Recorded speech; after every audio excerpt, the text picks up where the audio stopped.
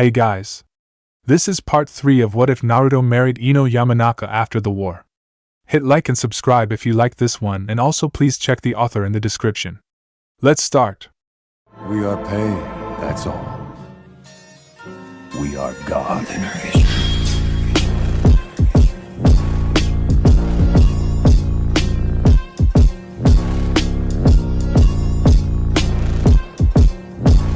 Chapter 9, The Nara Apartment. Kaya screamed a swarm of delighted girls. These being Ino Yamanaka, I am Ichiraku and Temari Nara. I can't believe that lazy ass proposed to you, yelled Ino, still euphoric. Me too. But I don't care. I'm Temari Nara now. Grinned a teary Temari. Look at how shiny the ring is. It must have cost a fortune. Exclaimed Ayam. The girls all turned their focus on the ring and started evaluating it. Meanwhile, the boys were having a discussion of their own. Man, who would have thought that you, out of all of us, would be the first to get married, huh? Chuji, we need to get our asses in gear. Can't have the world's laziest man beat us. Smiled Naruto. Chuji chuckled, it seems even the laziest guys have their own moments of brilliance. Yeah? Don't be troublesome. Smirked Shikamaru, happiness etched all over his face. They turned their attention towards the screaming girls. Man, look at them go. As soon as they hear the word wedding or marriage, they turn into that pointed Naruto at the girls who were drooling at the sight of the gorgeous ring. Women, sighed Shikamaru. We all have our perks. We aren't any different. They have weddings and we have our vices. By the way, Shikamaru, where did you get that ring? I think I've seen it somewhere before. Asked Chuji. Shika smiled. My mother and father gave it to me. It belonged to my grandmother. They wanted Temari to have it. That's Yoshino and Shikaku for you. It was probably all Yoshino. She probably beat Shikaku so that he got off his lazy ass. Smirked Chuji. I still can't believe it. How do you make a decision like that? Inquired Naruto. Shika smiled. You'll know when the time comes. When I look at Temari, I see my future, my family. I know that I want to spend the rest of my life with her, no matter how short it may be. I see, said Naruto, who looked towards his girlfriend. He saw Ino smiling, shedding tears of joy for her best friend. He saw the woman he is starting to really care about. The woman who surprises him every single day. Are you the one? Ino pondered yet again. Naruto. Shikamaru saw him in deep thought. You will know eventually. Let time do its magic. Naruto nodded at his friend's wisdom. In the meantime, the rush of the wedding gist wore off, at least partially, and the girls scurried over to each of their partners. Temari went and hugged her soon-to-be husband, gave him the biggest kiss she could muster. Shikamaru happily returned the affection and whispered, I love you, Temari Nara, in her ear. I love you too, Shikamaru Nara, responded Temari lovingly. Chuji received a loving kiss from Ayam. Chuji was putting from that kiss, he always is, after each kiss from his beloved. Ino strolled happily towards Naruto. Can you believe it? They are getting married. Naruto smiled lovingly back at his girlfriend. I know. It's unbelievable. But look at them. They look so happy together. The couple turned towards the happy couple and saw Shikamaru holding a crying Temari while whispering into her ear. I'm happy for them. They deserve it, said Ino, letting a tear fall out of her eye. Naruto enveloped her in a hug. Me too, me too. You know. We can't let them beat us. How about it? Want to get married? Smirked Ino, which got its deserved reaction. Naruto started sputtering and blushed darkly, which caused others to laugh at his predicament. Relax, dummy. I'm just kidding, grinned Ino. Naruto let out the breath he was holding, glad to be out of that situation. One of these days you are going to give me a heart attack and then you'll be all alone, responded Naruto, who had still a tinge of red on his cheeks. Oh, that means I wouldn't be able to play with my Naruto, grinned Ino. Naruto blushed at what she was insinuating, which earned a giggle from Ino. He was saved by Chuji. Okay, you two lovebirds. It's time for the toast, said Chuji, who was holding Ayam in his arms. The blonde duo nodded and joined the other two couples. They raised their glasses, to my best friend and his wife, the greatest people I know. May happiness bless you in your life together. Cheers, toasted Chuji to his best friend. And a lot of little brats running around your house, interjected Ino in an Ino-like way. The newly engaged couple smiled at their friends and toasted with them. They couldn't ask for better friends to celebrate this with. They spend the rest of the evening talking and celebrating the engagement. Eventually they decided to end the night, but not before promising to meet up tomorrow with the rest of their friends where they could tell the happy news. Shuji escorted Im home while Naruto did the same with Ino. Ino and Naruto were walking towards Ino's house, holding their hands. I visited Irika-sensei today. You won't believe what I found out, said Naruto to Ino. What? Asked a curious Ino. He's dating Anko Mitarashi, announced Naruto, which surprised Ino very much. No way. Those two? How did that happen? Asked the stunned Ino. Naruto shrugged in response, no idea. But he looks happy with her, so I don't really care. Oh, that reminds me. I kinda organized another double date for us with them. It looks like I'm doing a lot of that lately, smirked Naruto. Ino sighed. I was really looking forward to showing you my special place, but it looks like we'll have to postpone it to another day. I sure hope you won't make this a regular occurrence, said Ino, but smiled towards the end. She really didn't mind going on these double dates. She always learns something new about her boyfriend and herself. I promise this is the last one for a while. At least I hope so, retorted Naruto, who barely whispered the last part. Ino leaned against his shoulder, and they continued walking towards her house. Ino wanted to ask something regarding her boyfriend. Naruto, is your dream still to be a Hokage? Asked Ino. Naruto looked down at her, wondering why she asked that particular question. Partially yes. Why? Asked Naruto. No reason. Just wondering something, asked Ino. The real reason for her question was to see if he ever wanted to settle down and have a normal life with a family of his own. Naruto wasn't fooled by her answer. He knew she wanted to find out something, just not what. What about you?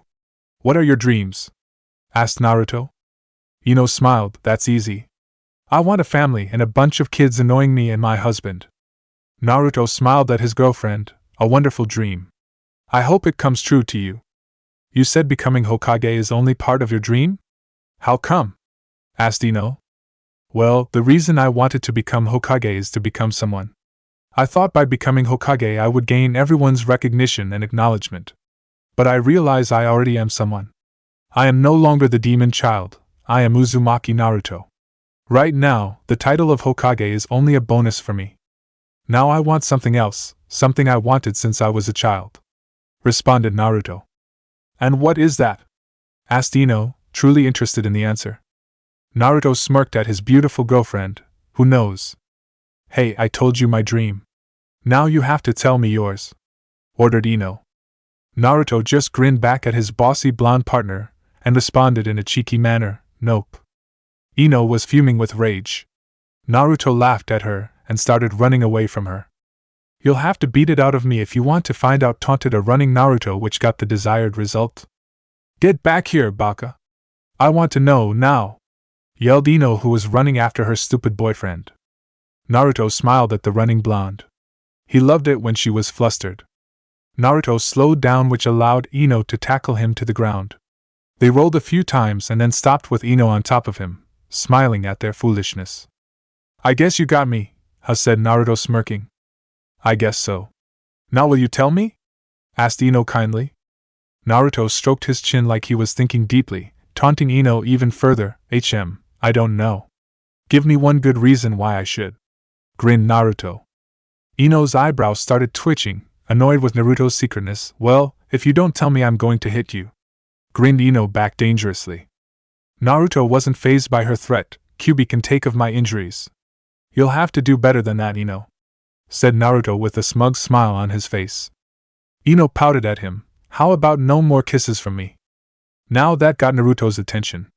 He did like the feeling when they kiss. He'll have to think about this. I don't know.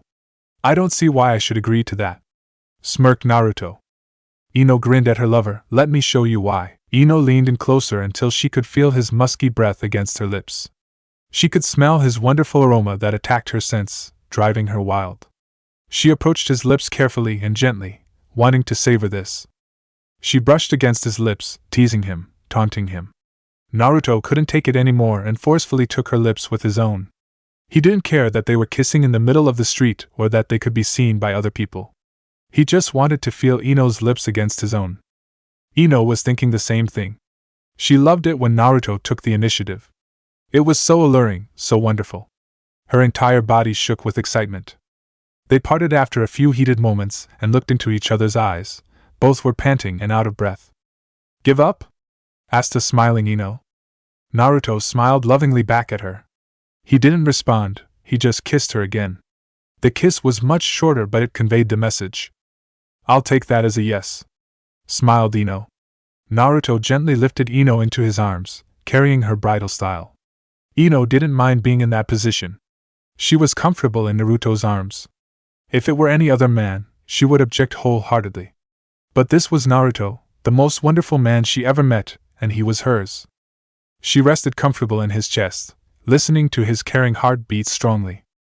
Naruto ended the silence between them. "Family," was his only answer. Ino looked up at him and smiled gently. Naruto continued, "All my life I wanted a family. When I was a kid I wanted to meet my parents, to experience what other kids experienced. To be engulfed by their love and warmth. I never got that until I actually met them through the course of my life. After experiencing that feeling I want to share that with my own family." Ino was still smiling at him and used her free hand to caress his cheek. "You'll be a wonderful father someday. You'll make someone very happy." Naruto gave her a warm and loving smile. "You think so?" "Definitely. You experienced a life without the love of a family, and yet you are the greatest person I know. Yes, you'll definitely become a great father, no doubt about that," smiled affectionately Ino. "Thank you, Ino. I think you'll also be a great mother. A bossy mother, but still a wonderful mother," smirked Naruto. She hit him on the chest playfully but smiled in return for his compliment. They arrived in front of Ino's house. Naruto gave her a chaste kiss for goodbye which she relished with all her might. With one move he makes her feel all giddy inside, which baffles her to no end. He owns her in a way. But she loves that about him. "I had a wonderful time tonight again," smiled Ino. "I aim to please," grinned back Naruto.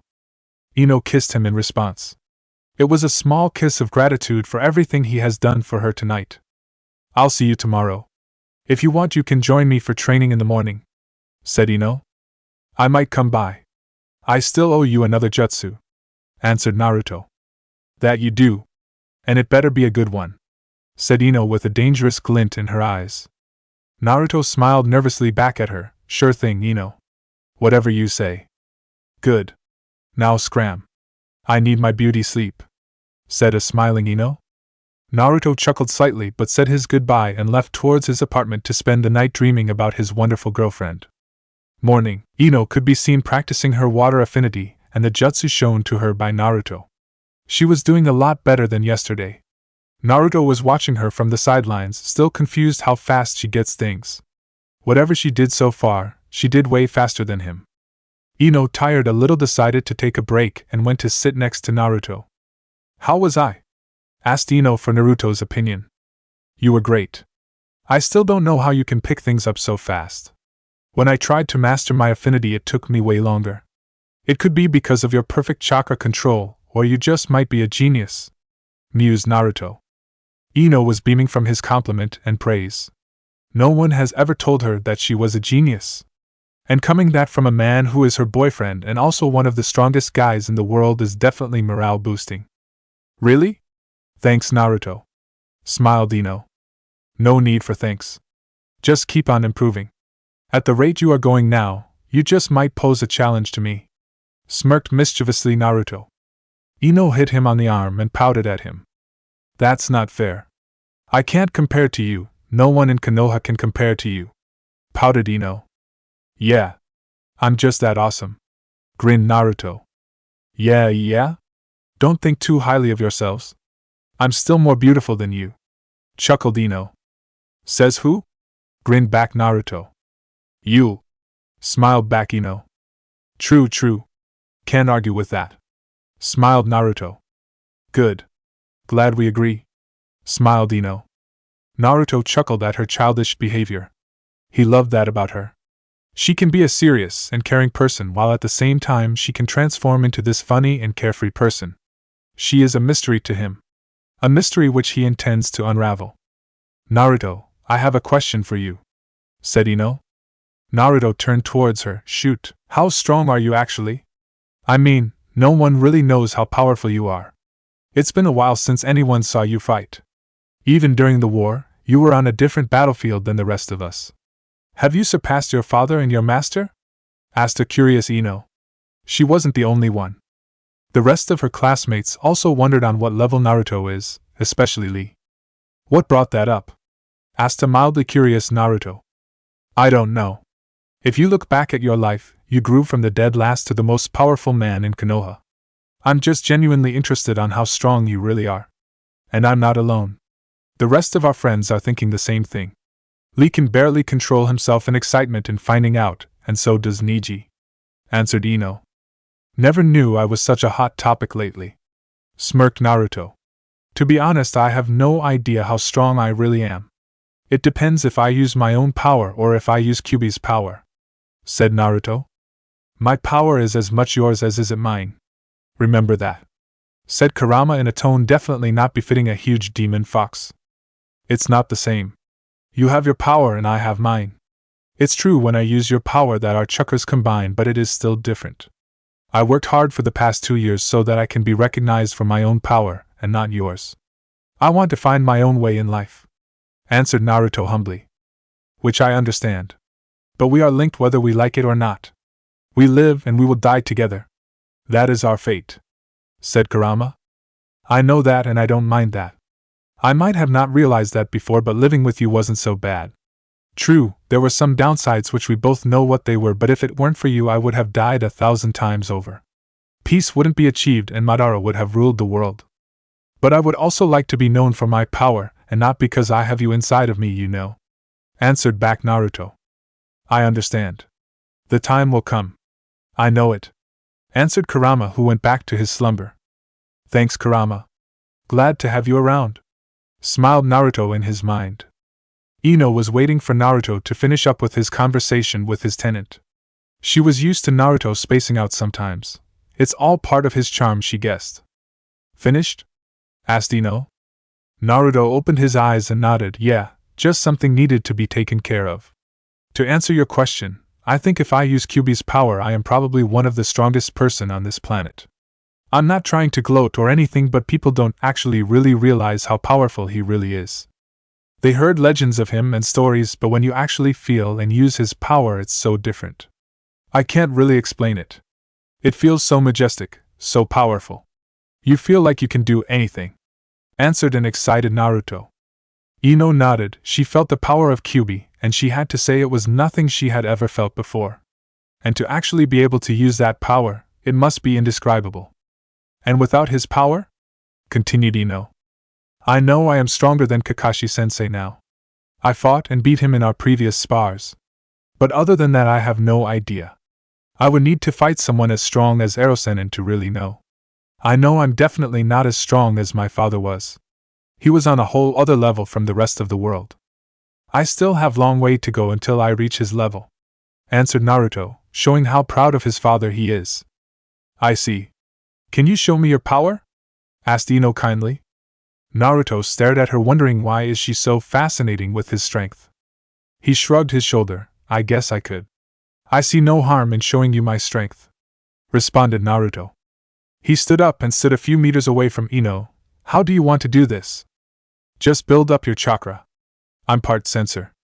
I can feel how powerful you are by feeling your chakra. Retorted Ino. Naruto raised an eyebrow. He didn't know that she was a sensor. He knew that her father was one, so he guessed it must be a family thing. Alright, here goes. Said Naruto, who clenched his fists and tensed his muscles. He focused on bringing out his chakra, as much as he could. The wind started to pick up, shaking the trees around them. A light quake could be felt, surrounding them. Blue chakra swirled around Naruto, enveloping him. The force from the chakra actually started to push Ino away from Naruto. Ino was amazed. She knew he had enormous chakra pool because of his status as a Jinchuriki, but this was unbelievable. It was enormous, perhaps on the level of a tailed beast itself. After a minute or so Naruto stopped his chakra flow, sweating a bit but nothing he couldn't handle. The gust of wind subsided and the animals came out of hiding. Was that good enough? Asked Naruto. Ino could only nod dumbly. Her eyes were wide in fascination and surprise. Naruto chuckled at her expression and scratched his head, a bit embarrassed by her staring. Ino managed to recover, and she giggled sheepishly. "That was awesome!" yelled Ino vigorously. "I don't know how powerful your father really was, but you can't be far off. I have never seen a ninja with so much power inside of them." Naruto smiled widely at his girlfriend proclamation. It felt good to be praised, and by Ino no less. "Thanks, Ino. I guess my training worked out, huh?" chuckled Naruto sheepishly while starching the back of his head. "More than you know," answered a proud Ino. Proud of her boyfriend and all he accomplished so far. "Can you show me Kyuubi's power now? Please? Pretty please?" pleaded Ino. Naruto was a bit nervous. He didn't like to flaunt Kyuubi's power, and neither did Kurama. "Just this once, kid," answered Kurama for him. "Are you sure?" asked Naruto again. Yeah. Do it before I change my mind. And for the love of God, put up a barrier unless you want to scare the whole village," bellowed Kurama in his strong voice. Naruto sighed. If Kurama doesn't mind, then why not? Naruto took out a few kunais out of his pouch and threw them in all directions. The kunais all had special seals inscribed on them, allowing Naruto to form a strong barrier which masks all chakra used inside the barrier, even chakra as powerful as Kyuubi's. Ino was confused at Naruto's actions, and Naruto noticed this. "Don't worry. I'm just setting up a barrier so that I don't give the village and Grandma a heart attack," grinned Naruto. Ino nodded and prepared herself for the show that's about to come. Naruto took a deep breath and established a mental link with the Kyuubi. Kyuubi started channeling his chakra to Naruto, who was merging it with his own. Nothing happened for a few moments. Ino was starting to get impatient. Then it happened. Yellow chakra started pouring out of Naruto's body, spreading through the field. If Ino didn't use chakra to ground herself, she would have been blown away. Even with chakra, she was having difficulties holding on. The onslaught of chakra crashed against a few trees, destroying them in the process. The chakra avoided Ino, it went around her. It seems Naruto was somehow in control of this gigantic chakra. Naruto started to transform. Strange tribal markings appeared on his body. His whisker marks became much more defined. Around his neck was a necklace of some sort with 6 magatama. A cloak of chakra formed on Naruto's back. Demon was inscribed on it in kanji. His eyes became that of the fox he holds, indicating that he was using his power. It seems this chakra formed a protective shroud of sort around Naruto, seemingly protecting him. Ino was in awe. She saw this form before when he fought that pig of a man, but that was only for a few seconds. Now, she can truly appreciate the power in front of her. Naruto smiled. "This is it. My Kyuubi mode." Ino rushed towards him, inspecting him from all angles. Naruto felt a bit weird. Being evaluated by Ino definitely wasn't what he had in mind for today, but truthfully he didn't mind that much. "Amazing," whispered Ino. "This is incredible. No wonder you beat Toby. It feels so warm and beautiful. It was nothing like I expected." Naruto grinned a bit. "I know. I felt the same way when I first used it. But why doesn't it feel evil? When you used Kyuubi's chakra before, it always felt so full of malice and anger, but now it feels so full of light and love," asked a stunned Ino. "Kyuubi's chakra is full of life force. Before it fed on my anger, now it feeds on my love," responded a smiling Naruto. He took a deep breath and the chakra receded back, much to the disappointment of Ino. Ino whined. I wanted to see more," pouted Ino. Naruto chuckled at her whining face. "That's enough for now. This power isn't for showing off. You should thank Kyuubi for even agreeing to it in the first place." Ino sighed, definitely not happy, but at least she got a glimpse of it. "I know. But it was so awesome. I really wanted to see your full transformation. Another time, maybe? I think it's time for us to go. We have to meet up with Shikamaru and Temari and the rest of the gang," reminded Naruto Ino. "Right," perked up Ino. Naruto dropped the barrier and they left the clearing and went to prepare themselves for the happy announcement. Later, the rookies were gathered at their usual spot in the Akimichi restaurant. They were currently chatting away, catching up, gossiping about recent rumors while waiting for Temari and Shikamaru. All except the blonde couple and Shuji and Ayam were wondering the reason for this gathering. Ayam was feeling a bit nervous in the company of Chuji's and Naruto's friends. She knew them all before. She met them all when they came to eat at her family's ramen stand. But this was different. She felt like she didn't belong here. But the rookies quickly eased her doubts and nervousness. They welcomed her into their little group with open arms, which Chuji really appreciated. After a while, Ayam started to relax and tell her own stories and adventures.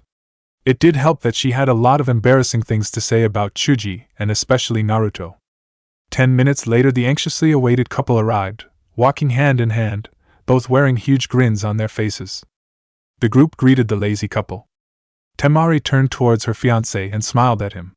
Shikamaru nodded and took a deep breath. "Everyone, there is something we have to tell you all," started Shika. The group listened in closely. The two couples that already knew smiled happily at the engaged couple and couldn't wait to see everyone's response. Temari continued where Shika left off. She raised her hand and showed her beautiful diamond ring. "We're getting married." And then chaos broke loose. Tenten and surprisingly also Hinata jumped from their seats and were upon Temari in a flash, hugging her and eyeing the ring while crying tears of joy.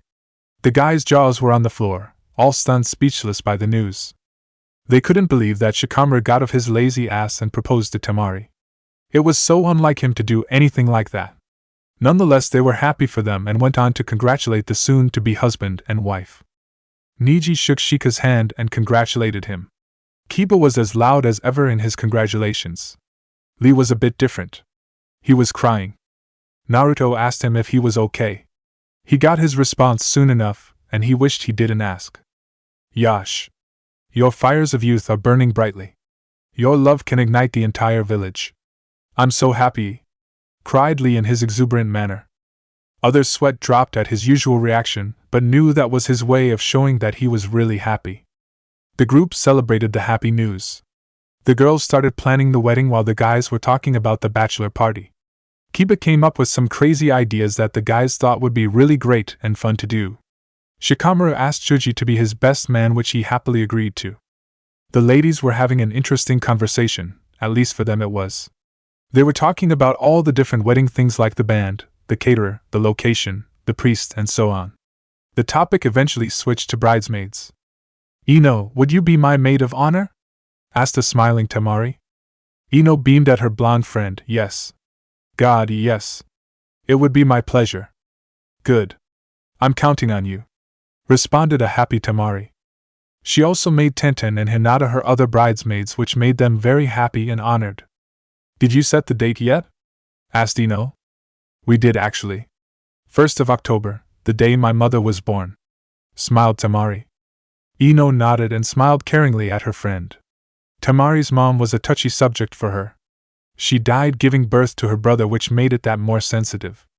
Ino knew Temari would love for her mother and father to be on her wedding, but alas, that won't be able to happen. "Did you tell your brothers yet?" said Ino, trying to switch the topic.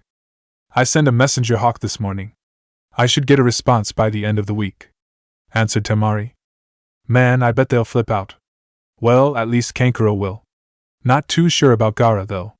He is very protective of me after he underwent that change," said Temari, smiling at the thought of her brothers finding out. "You don't have to worry about that. I'm sure he'll be thrilled. He knows Shikamaru is the right one for you. You'll see," responded Ino. Tenten and Hinata nodded in agreement. The group continued to make light chatter until they decided to part ways. The girls promised to meet every day to start preparing for the wedding. Shikamaru was glad to hear that. He definitely didn't want to be part of the preparation process, too much work. Ino told Naruto to pick her up at 8 for their double date. Naruto nodded and went to the training ground 15 where he was supposed to meet Konohamaru and his team for some training. Ino went to her family's shop. She promised to help with the new shipment of flowers that came in today. "Training ground. Hey boss," yelled Konohamaru and the rest of the group. "Hey guys. I hope you didn't wait too long. I had some important stuff to take care of," responded Naruto. They all shook their heads. They just got there themselves and were just warming up for their training session. "What will we be doing today?" asked the hyper Konohamaru. Udon, Hanabi, and Moegi, who joined them for today's special training with Naruto, all leaned in closer to hear all about the awesome training they will be doing. "Well, I thought we could do some teamwork exercises," mused Naruto with a grin. The young ninjas deflated at the news. Naruto laughed out loud at their response. It reminded him of his childhood. I'm just kidding. Ebisu can take care of that. We'll be working on our taijutsu for the next hour. The hour after that will be spent on your individual training, said Naruto, still chuckling a bit. They all perked up at Naruto's idea. It sounded great to them. Even Hanabi had a cheerful smile on her face instead of her stoic one. Naruto made 4 clones and had them spar with them while he would watch them and correct their faults and help them with their stances. He may not be a taijutsu master, but he knew a thing or two about fighting hand to hand. He fought against several Hyuga ninjas, so he knew how to help Hanabi. Moegi had a similar style to Sakura, may she rest in peace, so that area was covered. Konohamaru was using his grandpa's monkey style, which Naruto had no idea about. He would show him what he was doing wrong and how to correct so that he doesn't leave too many gaps in his defense. Udan was primarily a mid to long-range fighter, so his taijutsu was below his teammates. Naruto focused primarily on his defense since he isn't a front-line fighter. After an hour of intense sparring with Naruto's clones left them exhausted. They were panting and sweating like never before. They pushed themselves too far trying to impress Naruto. Naruto knew they were trying their best and was proud of them. They were evolving into amazing ninjas. They all had potential to become top-tier shinobi. Great job. You did well. Take 10 minutes to rest a bit, and then we'll continue with your individual training, said a smiling Naruto. After that, Naruto made another 4 clones. Moegi worked on evasion since that is essential for a medical ninja. Udan worked on long-range techniques and weapon throwing. Hanabi worked on improving her reflexes without the use of Byakugan. Kono continued to work on the Urama Rasengan, which so far yielded no results whatsoever. Naruto told him that it will take quite some time before he manages to master this upgraded version of the Rasengan. After that, Naruto decided to have a 4-on-1 fight to improve their teamwork a bit. He thought it would be a great exercise for them, especially because all 4 of them would be highly motivated to beat him. Suffice to say, they didn't manage to land a single hit. They tried everything on him, sneak attacks, traps, genjutsu, and nothing. They realized how much stronger Naruto is than them. They weren't depressed by that, instead it made them even more determined to get stronger. Naruto told them he was proud of them, and if they want to do this again, to let him know. They bid goodbye to each other and Naruto left towards his apartment to prepare for the double date. Time of the date. The blonde couple knocked on the door, both looking devilishly handsome, Ino more than Naruto obviously. They were greeted by Iruka wearing his formal ninja attire, which the couple agreed on that it looked good on him. Come in, please, invited Iruka with a smile, happy to see his protege happy with his gorgeous-looking girlfriend. Naruto and Ino smiled at the man and proceeded to walk into his humble abode. Iruka showed them the way to the living room where they would wait for the dinner to be ready. They took a seat at the couch and chatted away. After a while, someone joined them. In came someone very different from what Naruto and Ino expected. It was Anko, but she looked so different. Gone were the mesh shirt and her beige coat. Instead, she wore a short black dress that actually looked very good on her. She was a very beautiful woman, if only she showed it more often. Anko-sensei? Is that really you? You look beautiful, said a stunned Naruto. Ino nodded in agreement. She too was surprised by the new look. Hey Gaki. Thanks. You better not tell anyone you saw me like this, or there will be hell to pay. Understood? Threatened Anko in all her glory. Gone was the moment of awestruck from Naruto. It was replaced by fear, pure fear. Naruto gulped and said nervously, yeah, no problem. Good. Grinned Anko, who went and sat in Iruka's lap. I'm sure you have a lot of questions judging from your looks, so shoot. Chuckled Iruka, holding Anko tenderly. Ino went first. How long have you two been together? How long is it now, honey? Asked Iruka, turning towards his stunning girlfriend. Anko shrugged her shoulder. Who knows? I don't really care. It could be a couple of months, maybe more. Iruka nodded. How? Asked Naruto next. Anko wanted to say something, but Iruka spoke first. I found her eating dango and drinking sake, you know, the usual. Smirked Iruka, which got an elbow in the ribs for a response from Anko. Iruka continued despite the punishment from his girlfriend. I took a seat next to her. She promptly told me to take a hike. This got a few laughs from Ino, Naruto, and Anko. I refused and ordered sake for myself. We didn't really talk until we both got very drunk. After a few drinks, our tongues got loose and we started talking about our lives as ninjas. We actually had a good time. We laughed, shouted, bickered, you know the regular things. Grinned Irika. Naruto nodded at his friend, following so far. After that, we had a few similar nights like that, nothing special. We mostly just talked and got to know each other, said Irika. And then I bagged him. Smirked Anko, licking her lips. Naruto and Ino both blushed, while Irika just chuckled at her girlfriend. She didn't mean that way, said Irika, trying hard not to laugh at the young and inexperienced couple. She kidnapped me, sort of. One night she put a bag over my head and led me to her secret place. We had our first date there, and that was the true start of our relationship, said a smiling Irika. Anko snorted at the blonde duo. What? You think I have sex with every guy I see? Of course not. I tend to ignore the people trying to spread rumors about you. They are just jealous or in some cases hurt because you rejected them. I have a few of those too, so I know at least partially how it feels like, responded Ino truthfully. Anko looked towards Ino and analyzed her, searching for any signs of deception. She found none, which pleased her somewhat. At least she isn't one of those people. Good. Because I'll have you know Irika was my second ever, proclaimed Anko loudly, which earned another blush from the younger ninja, while Irika just shook his head. Honey, that's supposed to be private, said Irika, sighing. I don't care, huffed Anko. Irika just chuckled and enveloped her in a hug from behind, which she appreciated. Well, I for one am glad you two are dating, beamed Naruto, smiling all the way. Anko turned towards the young blonde and gave him a small smile. You know, Irika thinks highly of you, which means I mean highly of you. Thanks, Gaki. Anytime. Just keep making him smile. That is my wish, smiled Naruto. Anko nodded at him and grinned at him. What about you two? Ino told them their story, leaving out some parts that she considered to be too personal. Irika was smiling happily throughout the story, happy to hear that Naruto found someone that made him happy. Man, you are one lucky girl, you know that. Just imagine all that stamina, he must be a monster in the sack, teased and grinned Anko. Irika laughed at his partner and her teasing. Ino and Naruto were both feeling very embarrassed and their faces were heating up more than ever before. Ino took a step further. Images assaulted her mind, Naruto's body over hers, both sweating and panting. Ino shook her head, desperately trying to rid herself of those thoughts. Anko laughed even harder seeing Ino shaking her head, knowing full well what was happening to her. Irika saved the blondes from further embarrassment. Honey, give them a break. There will be time for teasing later. Anko pouted. She was just starting to have some fun with the young couple. This was her drug. Come on, Irika. Fine.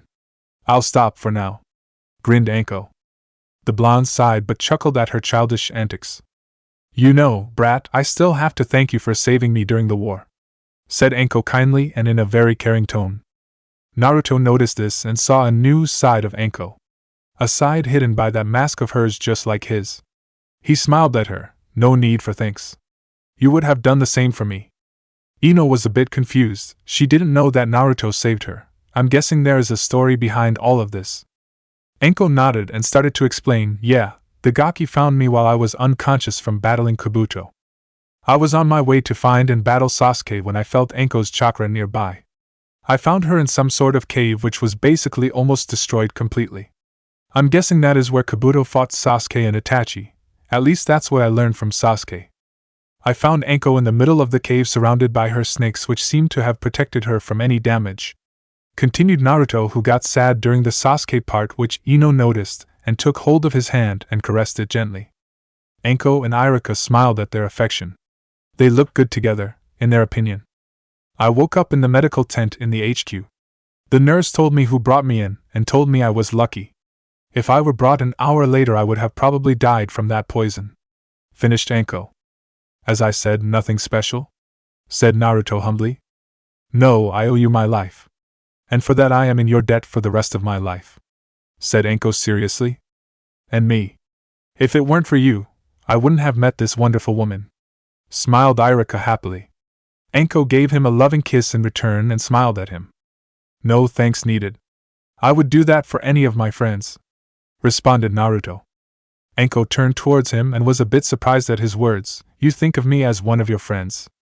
We barely know each other. Naruto smiled. I know enough. You are like me and that's more than enough for me. You have a friend in me as long as I live. Me too. Chirped in happily Ino. Anko's heart felt warm. This is love, thought Anko, a tear falling out of her eyes. Irika mouthed a thank you to both Ino and Anko, happy that they see Anko as their friend. She needs more friends in her life. Thank you both, smiled Anko. After that the dinner was ready and they made their way to the dining room. They enjoyed their meal while telling each other little about themselves and about their relationships. They spoke about Kurenai and Kakashi and their relationship and how happy they were together. Anko smiled approvingly at their relationship, obviously very happy that her sister found such a good man. She was worried for her that she will stay alone after Asuma's death. Ino told them about Temari and Shika's marriage. The older ninjas were happy to hear that those two found each other, and that they were enjoying life to the fullest. The evening eventually ended. Ino and Naruto went towards Ino's house while the other couple went to bed together. Naruto and Ino were kissing in front of Ino's house. Neither wanted to let the other go, both enjoying this too much. Eventually they had to part, simply because they had to breathe. They rested their foreheads together and looked each other in the eyes, both smiling lovingly. You get more beautiful every day, smiled Naruto. Ino blushed. You are spoiling me with your compliments. I can't help it if they are true, beamed Naruto. Ino kissed him again, no longer able to resist him. Naruto happily returned it. After a few moments they parted once again. Do you want to come in? We can watch a movie or something. If you want you can also sleep at my house tonight, proposed a nervous Ino. She never had a man stay over her house before. She didn't plan on doing anything she isn't ready for, but still it was quite a huge step. Are you sure? I don't want to make you uncomfortable or anything, asked Naruto, who was also very nervous. Here he was, being asked to sleep over at a girl's house. He had no idea what to do. Yes. Besides, we already slept together that day on the field, so this won't be that different, right? Smiled Ino. Naruto nodded a bit more surely than before. What about your parents? Don't worry about them. They won't mind. If they do, I'll talk to them, said Ino. All right. Let's give it a go. Shall we? Smiled Naruto. They took a seat on the couch in the living room. Ino put in a Princess Gale movie. Naruto made some popcorn and some drinks for them to enjoy during the movie. They huddled up together under a blanket and watched the movie in silence. Ino got another surprise that night. She saw Naruto in the movie alongside the princess. Naruto smiled sheepishly and told her about that mission in the snow country. Ino sighed. She just found out that her boyfriend was a hero to yet another country.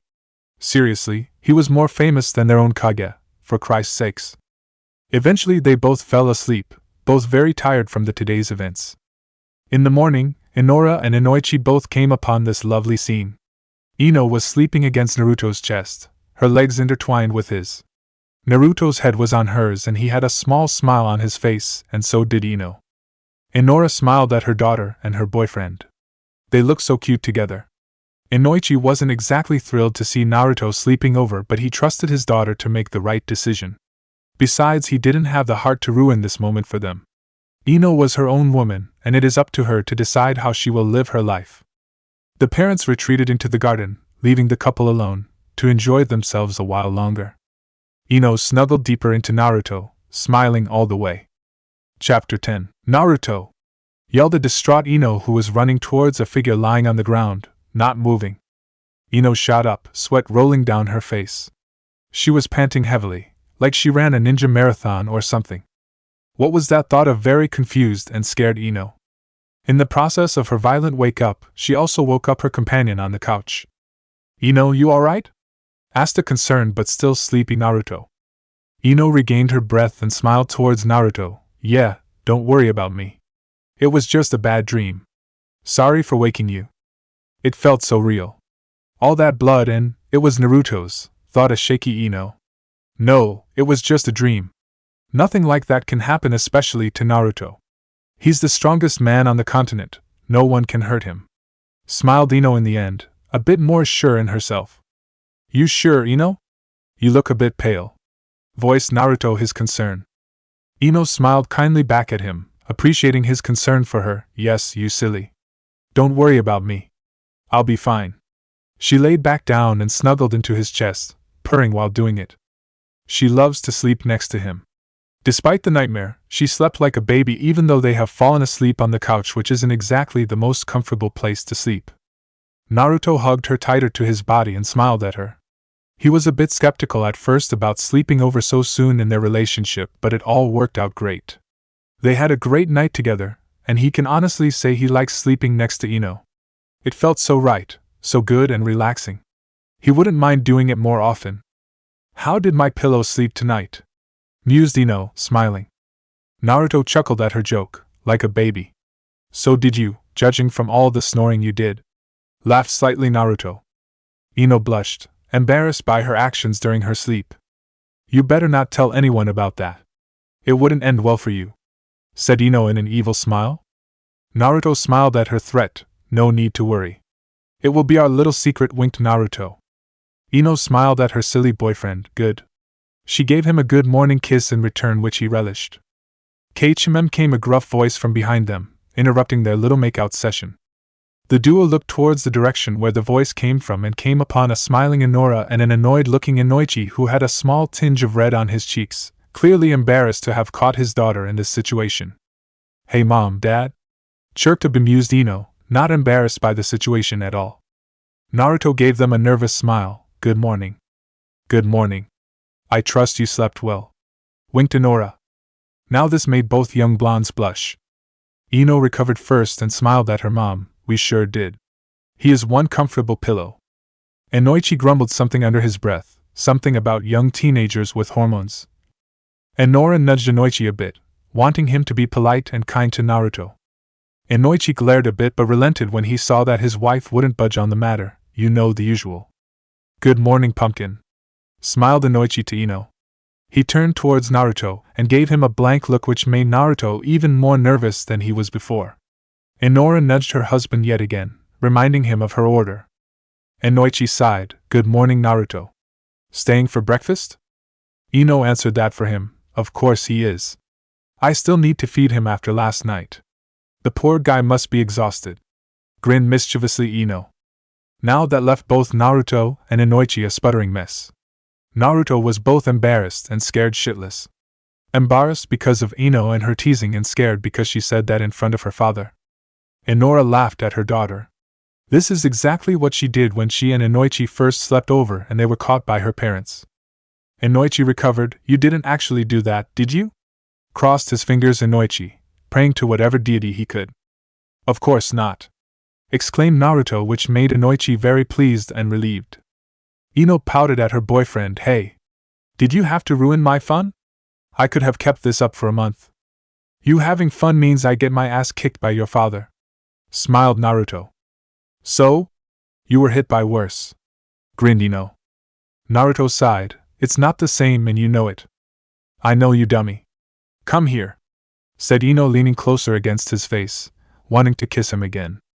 Naruto did the same, completely forgetting the fact that Inoichi was standing 2 meters away from him. Kachimim. Inoichi was clearing his throat like a madman, wanting to prevent what they were planning on doing again. We are still in the room, you know? Grumbled Inoichi. Ino looked up, then leave, said Ino flatly, smiling at her father and mother. Inoichi was shocked to be blown away so easily by his princess. He turned towards his wife. Did you see that? What have you been teaching her? Now that was something he should have never done. He should have learned by now not to make Inora angry. What do you mean, what have I been teaching her? Are you saying I'm a bad mother? Scolded Inora. She grabbed him by the ear and started dragging him towards the kitchen, yelling at him all the way. She turned back and gave the young couple a warm smile. Breakfast will be ready in 30 minutes. With that, she continued to drag Inoichi to the kitchen where he would get an earful. Ino and Naruto smiled at Inora and her effective way of dealing with Inoichi. Now where were we? Smiled Ino, who crashed her lips against Naruto's, melting away at his touch. 30 minutes later, the family could be seen sitting behind the table and enjoying their breakfast. Inoichi was holding his tender ear, which he got as a reward for being stupid. Inora was smiling like nothing happened, just something that needed to be done. Ino giggled at her father, and so was Naruto, but he was hiding it better than Ino. I trust you already know the happy news? Said Ino. If by happy news you mean the wedding, then yes. Yoshino wouldn't stop bragging about how she would get grandkids first. Grumbled an angry Inora. She continued, Ino, when will I get my babies? Ino blushed a ton, but that was nothing compared to both Inoichi's and Naruto's reaction. Inoichi promptly fainted and fell over his chair. Naruto meanwhile was choking on his breakfast, and it didn't look like it will stop anytime soon, the suffocation I mean. Ino reacted and saved her boyfriend's life by hitting him on the back hard, very hard. Think chakra infused hard. No longer choking, Naruto was holding his back in pain. He went from death from asphyxiation to being crippled. Ino apologized repeatedly, and petted him, trying to alleviate his pain. Thanks to Kurama, Naruto got away with only a minor bruise instead of being stuck on a wheelchair for the rest of his life. Inora just laughed at their predicament and kicked Inoichi awake. Was it a dream? Asked a confused Inoichi. What was a dream, honey? Asked Inora. You know, the baby thing, said Inoichi shyly. Yes, honey, it was a dream, lied Inora, chuckling at her husband. Inoichi let out a deep breath, clearly relieved with the news. They were interrupted by a knock on the door. Coming! Yelled Inora. She excused herself and went to open the door. She came back a minute later and addressed Naruto. Naruto, it's for you. An ANBU is waiting for you at the door. Naruto raised an eyebrow, having no idea why would ANBU have business with him this early in the morning. He is still on his vacation, for Christ's sakes. He sighed and apologized to the family for interrupting their meal. The parents waved him off, saying that they are used to it since that tends to happen a lot in their family. Naruto smiled at them and thanked them for understanding. He went to the door to see what this is all about. A minute or so later he returned just as confused as before. What did they want? Asked Ino while washing the dishes with her mother. Bakan wants to see me for some reason? They didn't tell me why, just that it is important, sighed Naruto. Do you want me to come with you? Asked Ino kindly. Naruto smiled at his girlfriend. No, it's okay. You can go and meet up with the rest of the wedding fanatics. I'll find you when I finish with Grandma. He gave her a goodbye kiss which lasted longer than it should, much to Inoichi's displeasure. He waved the family goodbye and used Shunshin to teleport himself to the Hokage tower. Ino also excused herself and went to her room to get dressed and then to meet up with the girls and start planning the tower. Tsunade was currently waiting for the blonde idiot that she considers her family. She was rubbing her temples, clearly annoyed with something which was causing her a massive headache. And it didn't help that someone just called her old. Hey Grandma. You wanted to see me? Said a happy Naruto sitting on the windowsill just like his master used to. How many times do I have to tell you to stop calling me old? How come you can't come up with a different nickname? Grumbled an irritated Tsunade Senju. Hey, it's not my fault that you are old. The sooner you accept that the better. Besides, you like it when I call you that. Grinned Naruto. Tsunade sighed, not in the mood to fight with the endless ball of energy with blonde hair. Just sit down. We need to talk, sighed Tsunade. Naruto raised his eyebrow at his grandma. She looked exhausted in his eyes and worried about something. She never speaks to him in that tone unless it's really important. He sat down in front of her desk and waited for her to continue. I just came from a meeting with the elders. They nominated you for the CRA, the Clan Restoration Act. The bomb was dropped. Naruto's eyes widened, definitely not expecting that. Why now? Why him? What made them reach this decision? Is this one of their dirty tricks, or are they trying something else?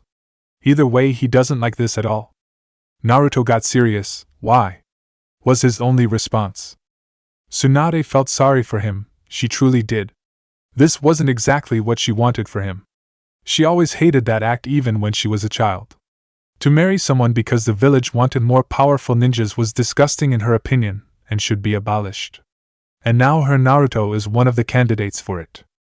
They recognize your power and want to harness it, in my opinion. You know how they are. They see in you an opportunity to get stronger and perhaps use this to gain some leverage over you. I have no idea why now, but it seems they don't want to lose you and what you represent, said Tsunade. Naruto had a blank, emotionless look on his face, his eyes cold, sign of a true warrior. You know my answer to this. If it were anything else I wouldn't object, but this I cannot allow. I won't become a breeding machine for this village just because those old farts want me to be one. You think I don't know that? I've been trying for years to dismantle that law, but the council wouldn't budge on the matter. The act is a relic of the past. There are other ways to gain strong ninjas without resorting to that act," said Tsunade passionately. "Do they know my true heritage?" asked Naruto. "I have no idea. I think they might suspect something, but I don't think they know the truth." Sarutobi-sensei made sure of that. Smiled Tsunade. "Did my father and mother have to go through with this?" asked Naruto. "As a matter of fact, they did. You know, Minato was a genius on the highest level, one that comes every 100 years. As such, he was a candidate for the Ciare. But he was already Hokage back then, and so he was in a better position than you are now. It also helped that your mother was a very temperamental person and threatened the whole council to back off," chuckled Tsunade. Naruto smiled. That sounded like his mother. He could see her waltzing into the council chamber and started yelling obscenities at them and threatening them. He smiled widely at the picture in his head. He was so proud of his mother. "Is there any way around this law?" asked Naruto hopefully. "There are some loopholes, but in the end the decision rests upon the whole council. There is a vote which decides whether or not you become part of Ciare," spat Tsunade. Naruto nodded. He was hoping to hear that answer. All his life he let the council to do what they wanted with him, but not today. "I want to meet with the council. I think it's time I show them Uzumaki Namikaze Naruto," said Naruto proudly. Tsunade sighed. She knew he wouldn't budge on this matter, not that she could blame him. If she didn't leave the village back then, she would also be in the same situation as he is now. She shuddered at the thought of marrying some slime just because he had noble blood. "All right, Naruto. I will send a summon for you when the preparations are complete. I'm sorry for putting you through this," said Tsunade sadly. Naruto shook his head. "You are not to blame for this. You did what you could and I thank you for that." He smiled at her, and she smiled at him. She never ceased to be amazed by his attitude. Even in this situation he never loses faith and belief that everything will be alright. "If only Jiraiya was here. He would know what to do," said Tsunade solemnly. Naruto smiled at the memory of his godfather. "Yeah. He would probably threaten them with banning his Ika for the entire council," laughed Naruto. Tsunade chuckled a bit at the scene. "Yeah, that sounds like something he would do. But seriously, he had a way with the council. Sarutobi-sensei told me one time how he protected you from the council." Naruto raised an eyebrow. "Protected me? From whom?" "The council. You were just a baby back then. The civilian council wanted your head for what happened the day Kyuubi attacked. Sarutobi-sensei told me that Jiraiya flooded the room with his power, which shut them up. He told them if they say that again that he will bring the entire army of the Toads upon them. Needless to say, they never spoke about your death in the presence of Jiraiya," smiled fondly Tsunade, missing that old pervert dearly.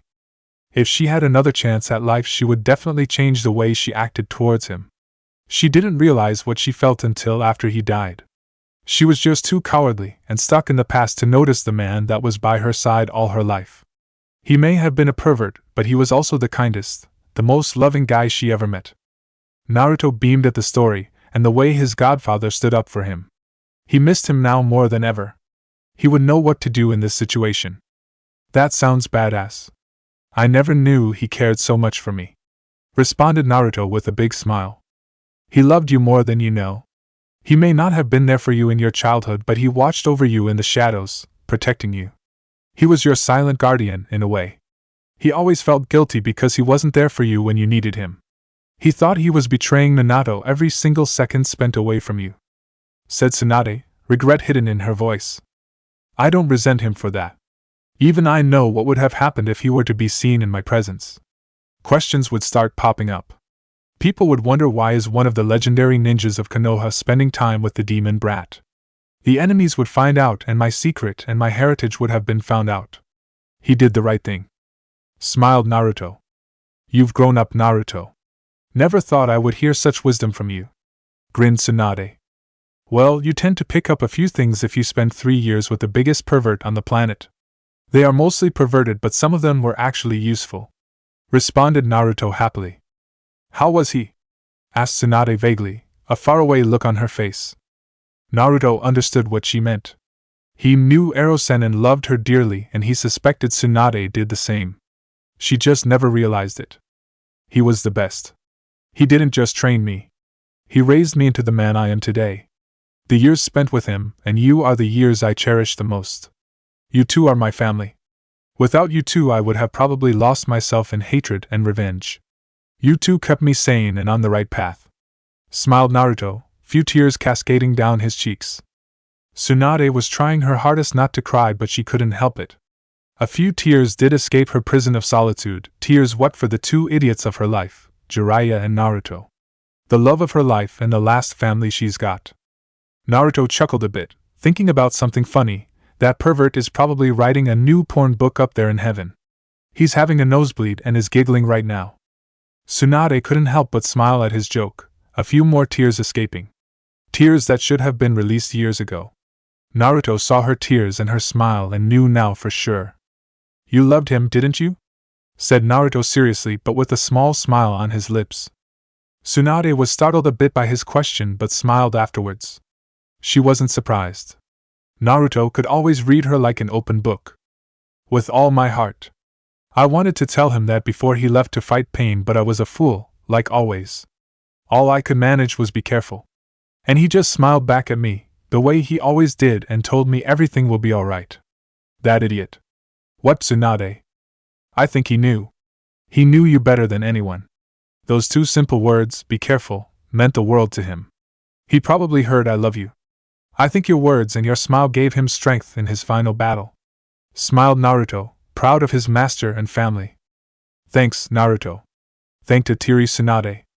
Naruto grinned back at her, no problem back on. I still owe you an apology for what I said to you back then when you told me the news of his death. It was childish of me and not fair to you. You were always there for me and I said some things that you didn't deserve and for that I'm sorry. Said Naruto sadly during his apology. No need for that. You were angry and I understand why you said that. If I were you I would have done the same thing. Said Tsunade. Naruto nodded back and smiled. Now, enough with all this depressing stuff. We need to focus on your problem now. Raged Tsunade. Oh, if you tell anyone about what happened in this room, you will lose your two most precious things. Grinned evilly Tsunade while looking at his manhood. Naruto gulped and moved his hand over his manhood, trying to protect it from Tsunade's wrath. He nodded vigorously in response, hoping that was enough for her. Good. Now go. I'll summon you when the meeting starts. Grinned Tsunade, while shooing him away. Sure thing, Grandma. Smiled Naruto while jumping out the windows. Tsunade smiled at her godson and his attitude. She would do anything in her power to keep that smile on his face. I hope everything works out for you, Naruto. Thought Tsunade. Monument. Naruto teleported on top of his father's head, wanting to clear his mind and to think this whole thing through. This place was always a safe haven for him. He used to come here all the time, just to think and reflect on life. He also talked a lot to his idol, which sounds foolish to some but it helped him in a way. He sat down and just relaxed. He let the wind blow away all his worries for the moment. He smiled, he let the good memories flood into his mind. The memories of Erosenin, Kakashi-sensei, Team 7, Grandma, Mom and Dad and lastly Ino. They were his anchor in life, his reason to live. They were his inspiration and his saviors. Hey Dad. It's been a while since I talked to you. My life's been good. We won the war and we found peace at last. Your dream has been achieved. I hope you can rest in peace now. I took my mother's advice and found a girl for me. Her name is Ino and she's the greatest. She is a blonde like me and just as loud as me. She makes me smile and laugh. I told her all my secrets. I don't know why but it felt right to me. Anyway, the reason I'm here is because I'm in a bind. Recapped Naruto. He talked about the CRA and what to do about it. I wish you and Mom were here. You would have known what to do, said a teary Naruto. You have the next best thing, kid, said the voice from within. Naruto closed his eyes and entered his mindscape. He came face to face with a lying and bored-looking Kurama. What do you mean? Said Naruto, straight to the point. You seem to be forgetting about something. I was inside your mother her entire life. I saw and heard a lot of things, clarified Kurama. A bolt lit up inside Naruto's head, understanding what he meant. That's right. You saw and heard what happened that day. You can help me, beamed Naruto at his partner. Humph, don't get carried away. I'm not doing this for you. I hate the thought seeing and listening to some annoying women every single day. I'm doing this for me, grumbled Kurama, trying to save the last of his dignity. Thanks, Kurama. I owe you one, said Naruto, ignoring his grumbling. What can I do? Asked Naruto. You do what Kushina did. Threaten them. Show them what happens when they mess with you and me. Tell them you won't take their meddling any longer. Lie for all I care. You can tell them you are infertile or something, just do what you do best. I refuse to listen to some woman's nagging voice every day, advised Kurama. Naruto stroked his chin in deep thought. You make it sound easy. I'm still a ninja of this village. I can't just threaten them. That is considered treason. You are an Uzumaki, so start acting like one. You are keeping me at bay for 18 years, remind them of that. If you don't want to threaten them, then tell them you will leave this village. We'll see if that changes their mind, rumbled Kurama in his powerful voice. You are right. They owe us for what we did for this village. It's time to cash in those favors, said Naruto with conviction. Good, responded Kurama a bit more calmly now. He has trust in his host. He has earned it through his action through the years he spent with him. You know, you complain a lot about women, but I am spending a lot of time with Ino, and yet you didn't mention her at all, said Naruto, interested in his response. She is acceptable. Now leave. I tire of this conversation, bellowed Kurama, not wanting to talk about these things. Naruto was surprised by his answer. This means he accepts her, in his own way. This has never happened before, not that he was in any relationship so far, but Kurama never spoke about someone like this except his parents. He shrugged his shoulders. He'll think about this later. He blinked, and he was back outside on the monument. He looked out towards the bustling Konoha with his resolve strengthened. He knew what to do, and he won't give up until he achieves his goal. He stood up, at which point his stomach voiced its problem. Ichiraku it is, smiled Naruto. Ichiraku. Naruto was at his 10th bowl, his stomach not bothered with the problem his owner is facing. Tucci smiled at him, remembering all the time they spent together along with Ayam. They were like a family, a very weird family, but family nonetheless.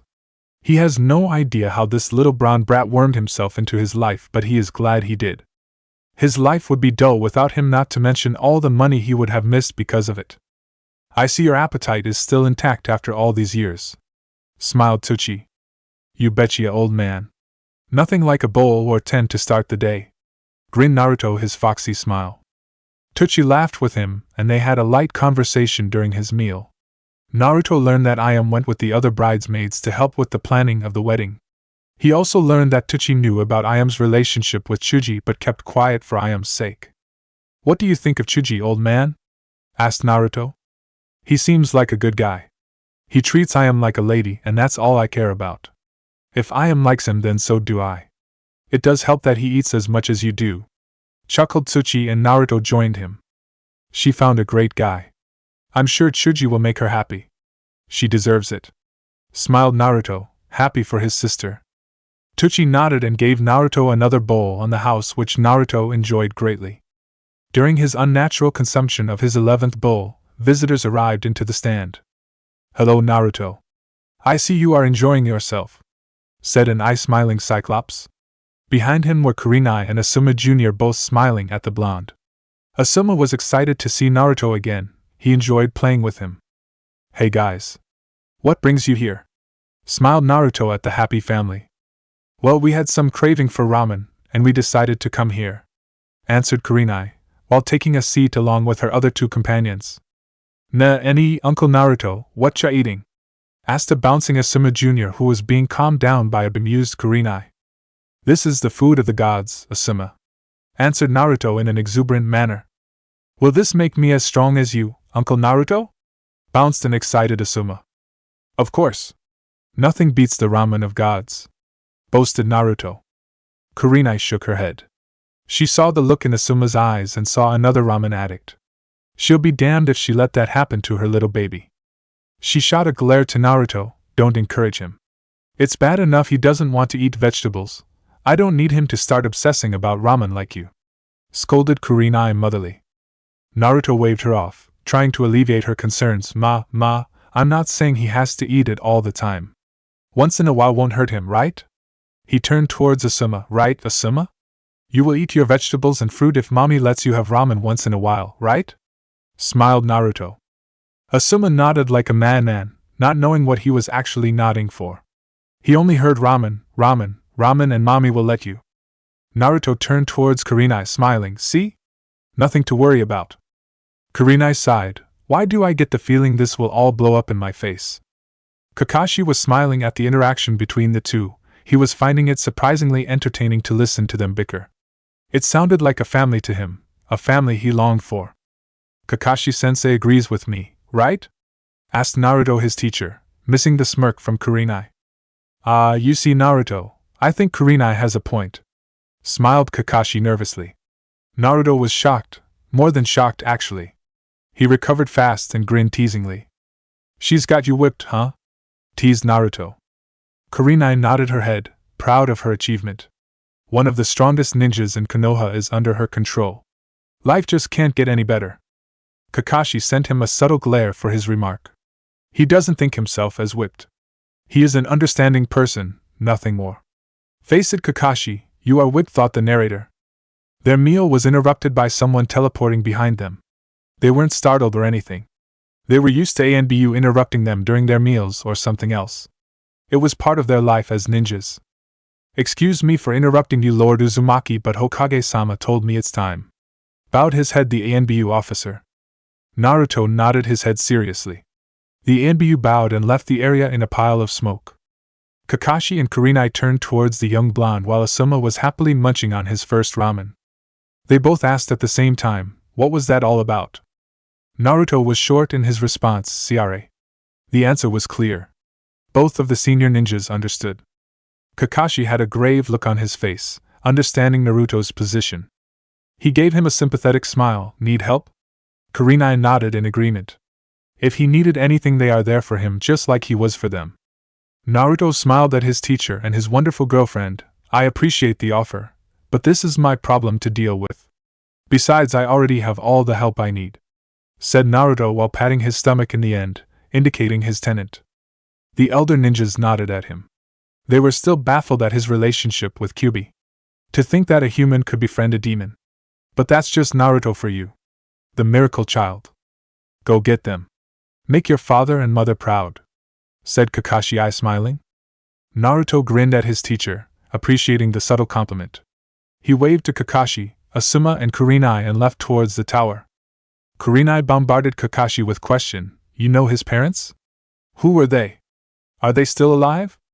Kakashi smiled at her and answered, they were the greatest people I knew. Heroes in every sense of the word. Kurenai pouted at her boyfriend, not satisfied with his answer.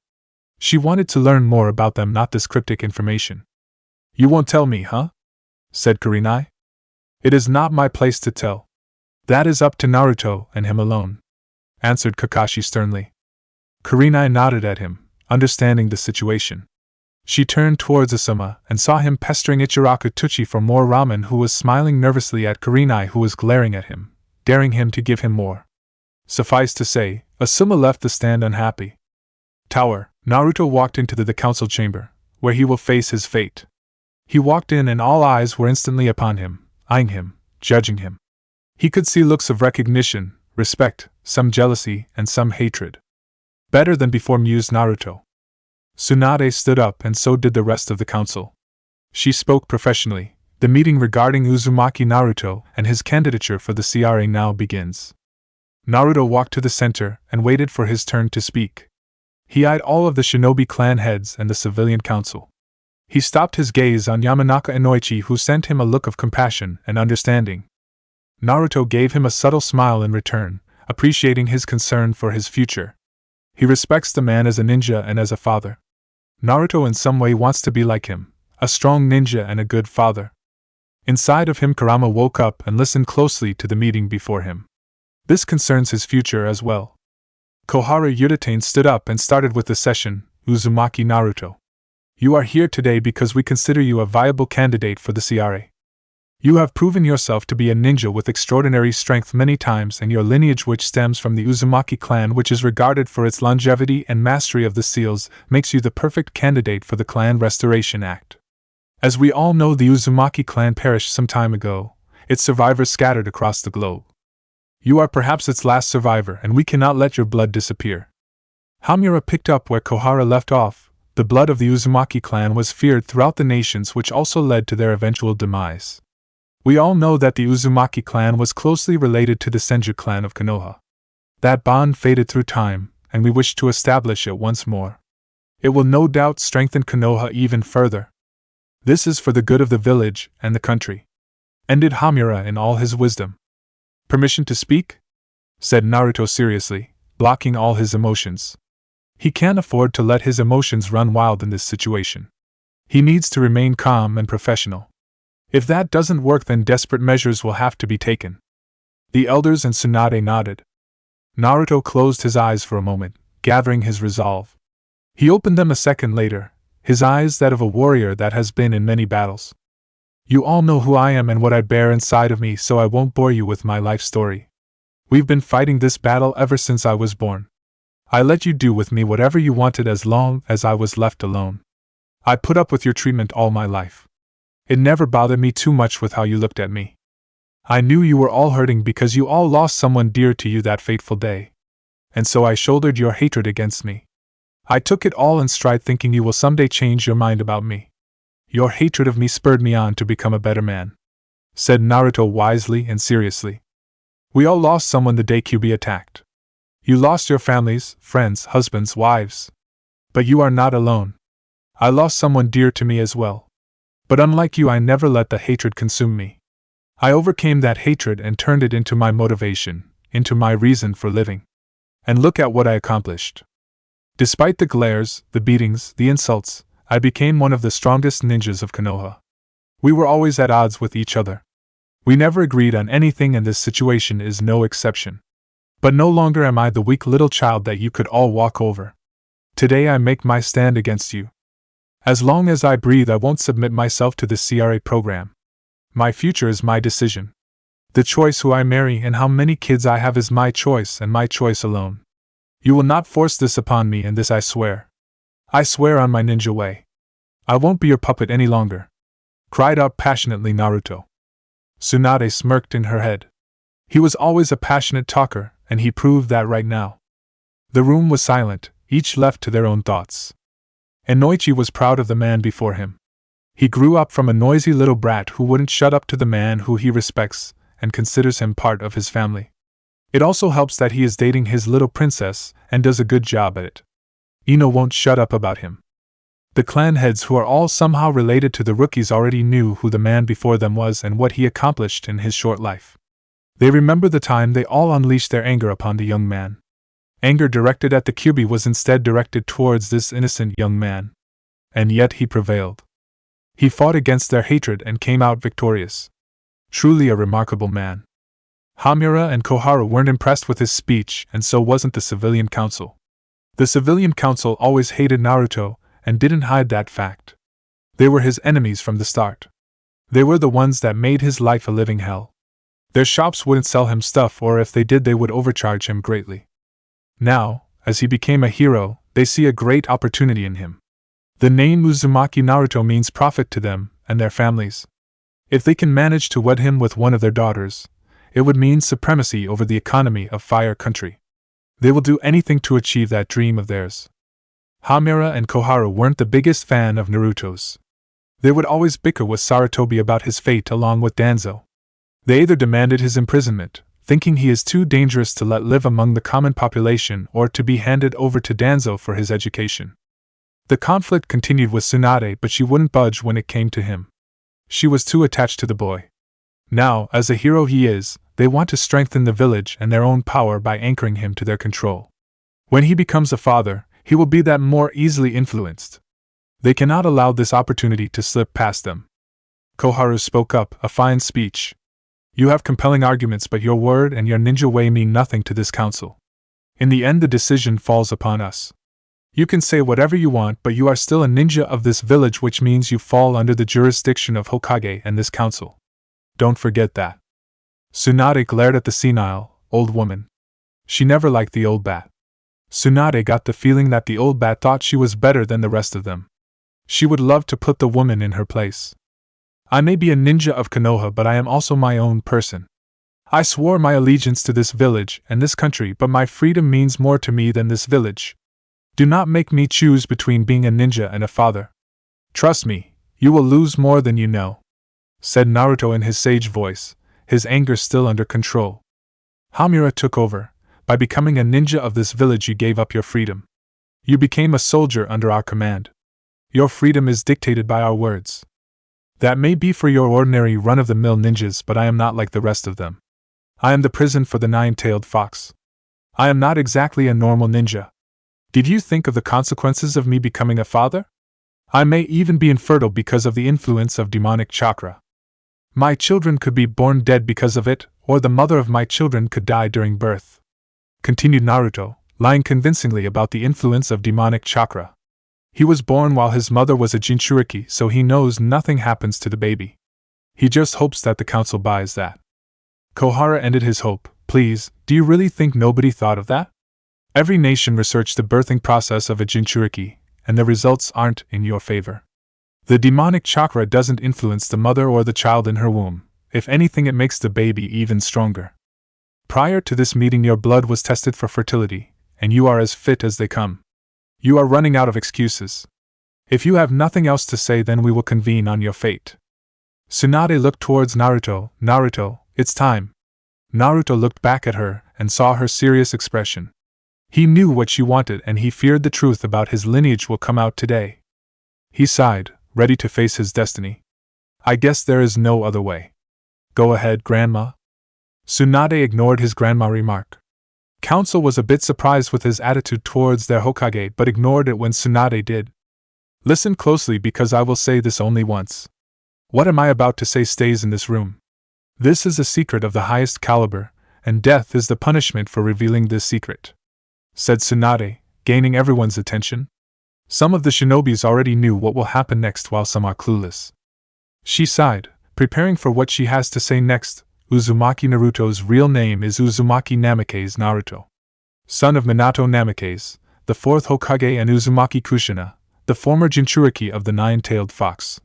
Shocking the majority of the room, especially the civilian council and slightly less the elders. Whispers started among the counselors, all trying to make sense of this information and somehow tried to take advantage of it. Tsunade and Naruto were hoping that this information will somehow turn the tide for them, but it seems fate is not on their sides today. One of the civilian counselors spoke up, speaking for the rest of them. This is wonderful news. We get the best of both worlds. We gain the blood of the Uzumaki clan and the blood of our fourth Hokage, who was considered the strongest ninja of this world and a genius of the highest caliber. This is an opportunity we cannot ignore. Naruto and Tsunade were having a massive headache. This wasn't going according to their plans. They were counting on the fact that the memory of Minato is still alive and that they would reconsider their opinions and perhaps consider Minato's last wish for his son. Alas, it wasn't to be. Hamura and Kohara nodded, agreeing with the civilian council. Koharu spoke. Yes. He is correct. The blood of the two strongest clans in Konoha is something we cannot simply ignore. Even you, Tsunade, have to agree on this. Don't think like a mother would, but think like a Hokage. You know deep down that we are correct. Tsunade glared at the despicable woman. They forget the fact that she is Hokage because of the blonde man before them. The shinobi clan heads understood what it meant to be a candidate for the CRA. Many of them were in the same situation as Naruto is now. They also didn't agree, but in the end they had to do it for the good of the village. It is unfortunate that this happened to Naruto. All his life he wasn't given anything, he was always forced to do their bidding. And now the thing he wants most will be taken away from him yet again by them. They were split in two. Some agree with the elders while others disagree with them, either because of personal feelings or because they too hate the law. It is up to fate now. This meeting is coming to an end. If you have nothing else to say, young Uzumaki, then we will have a vote to decide your future, said Koharu, mock hidden in her voice. Naruto was looking down, his fists clenched. His eyes were hidden by his blonde locks, his face hidden from their view, making them guess what was going on inside his head. He spoke quietly. So be it. This shocked Tsunade. Was he giving up? It couldn't be. Naruto never gives up. He defined determination. He couldn't be defeated by these ignorant fools. He continued, his voice rising, you made your choice and now I will make my own. I will give you an ultimatum. It's either me or the CRA. If you push this issue any further, I will leave this village forever. I will leave and never return, and you will lose your icon and symbol of power, declared Naruto, power emanating from his voice. The voice that said, do not fuck with me? Kohara sneered, you dare threaten us? You will be branded traitor, and you will be hunted by everyone, even your friends and family. Do not presume you are above us. You may be a sage and a Jinchuriki and the son of a Hokage, but even you are not above the law. Don't push your luck, boy, and do not underestimate our power. You will regret it. No, exclaimed Naruto forcefully. It is you who are underestimating me. You presume you know everything about me, but you couldn't be farther from the truth. You have no power over me, not anymore. Brand me a traitor, do what you want. You forget that IWA, AIM, Kumo, Suna, Kiri will all welcome me with open arms. They already offered me a place to live right after the war. I declined their offer that day, but the offer still stands. You also seem to forget about your alliances with Water Country, Demon Country, Snow Country, and many others. These alliances exist because of me. Imagine what would happen if they find out I am no longer in the village. You better reconsider your next words, said Naruto, remembering them of his past deeds that they seemed to have forgotten about. The civilian council was worried. They forgot about that. They can't even imagine what would happen if they lose that market. Think of the money they would lose. They can't allow that to happen. They depend heavily on those alliances. The others wouldn't budge. It was Hamura who spoke up next. Alliances can be reformed. Konoha would recover eventually. We are not the strongest nation for nothing, you know. The other villages would think twice about letting you join them if that means the end of our alliance with them. Are you willing to risk another war for your own selfish reasons? I thought your dream was peace, and so was your master's. You will be spitting in his face if you keep this up, taunted Hamura. Tsunade was seething. How dare he? He knows nothing. Jiraiya would gladly wage war if it meant the happiness of his godson, and so would she. She would sacrifice everything for him because she owes him her life and her sanity. She was about to say something when Naruto beat her to the punch. You know, there was a time in the past where I would have beaten the hell out of you for that remark about my master. But I won't scoop to your level. You don't know a thing about Jiraiya and the man he was. He was twice the man you will ever be. You don't hold a candle to him. But you are correct. I am being selfish. But don't you think I deserve to be selfish, at least this one time? I never asked for anything in my life. Everything I have now is through my hard work. I wasn't given anything on a silver platter. My life is a constant battle. A battle you know nothing of. Yes, you have suffered. You fought in a war. You lost precious people. And so did I, and so much more. You lived your life surrounded by the love of your family and friends while I searched for food in trash cans. Your parents bought you clothes, kunais, shurikens, and everything else you wanted. I found my clothes abandoned on the street or in the local junkyard. My ninja equipment consisted of kunais left on the battlefield, no longer usable, and yet I made do with them. You were kissed when you hurt yourself. When I hurt myself, I wasn't given a kiss that made my worries go away. No, instead I received hateful glares and insults, or in some cases thrown bottles or glasses. Imagine the feeling when you already hit rock bottom and then someone comes along and pushes you even further into despair. Now multiply that by 100.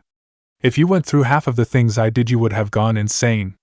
You know nothing about me, and you know nothing about Jiraiya. If you insult his memory one more time, I will show you the man that was raised by the legendary Jiraiya of the Toads, exclaimed vehemently and vigorously Naruto, letting some of his power slip, indicating he means business. Some of the counselors were taken aback by his story and his confession. Some were rethinking their opinion on the blonde and his fate, while others wouldn't budge on the matter. Money and power are more important than personal happiness, at least to them. Kohara interjected, we all made sacrifices, boy. You are not alone in that matter. You are one of many that suffered. You think I don't know that? I lived my life surrounded by people who suffered. My neighbors were beggars and the homeless, the outcasts. You don't see these people. You ignore these people and look away. You shun them instead of helping them. I'd bet that more than half of you here would rather turn a blind eye to a crying child in the corner of the street instead of reaching out to help him.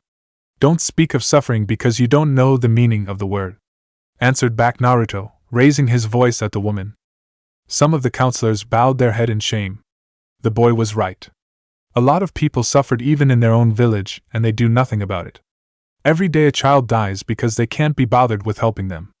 It was despicable. That is the way of life. Not everyone can be saved. The energy spent on a person that can't be saved could have been used for something better, responded Hamaru, which earned him several hateful glances. Life is something that shouldn't be discarded so easily. Do you hear yourself? You have lost your way, Elder Hamaru. I thought you were here for the good of Konoha, but it looks like you are not the man you think you are. What is a village without its inhabitants? The village is not the buildings and the walls. The people make the village. Without the people, the village is nothing more than pieces of concrete. And yet you say some don't deserve to be saved. If everyone thought the same way like you, we would all be dead. Every life is precious and should be cherished, preached Naruto. What about you? You are pointing fingers at everyone but yourself. What have you done to help the poor and the homeless? I don't see you doing anything to help them. You act like a saint, but you are not one. You are just a man with too much power under your control. The power has blinded you, young Uzumaki, accused Koharu, stepping in instead of Hamaru. Power has helped me with the things I achieved. Yet again you presume you know everything about me. Were you there with me and Jiraiya-sensei when we traveled the nations for 3 years? Were you with me when I trained for 2 years after the war?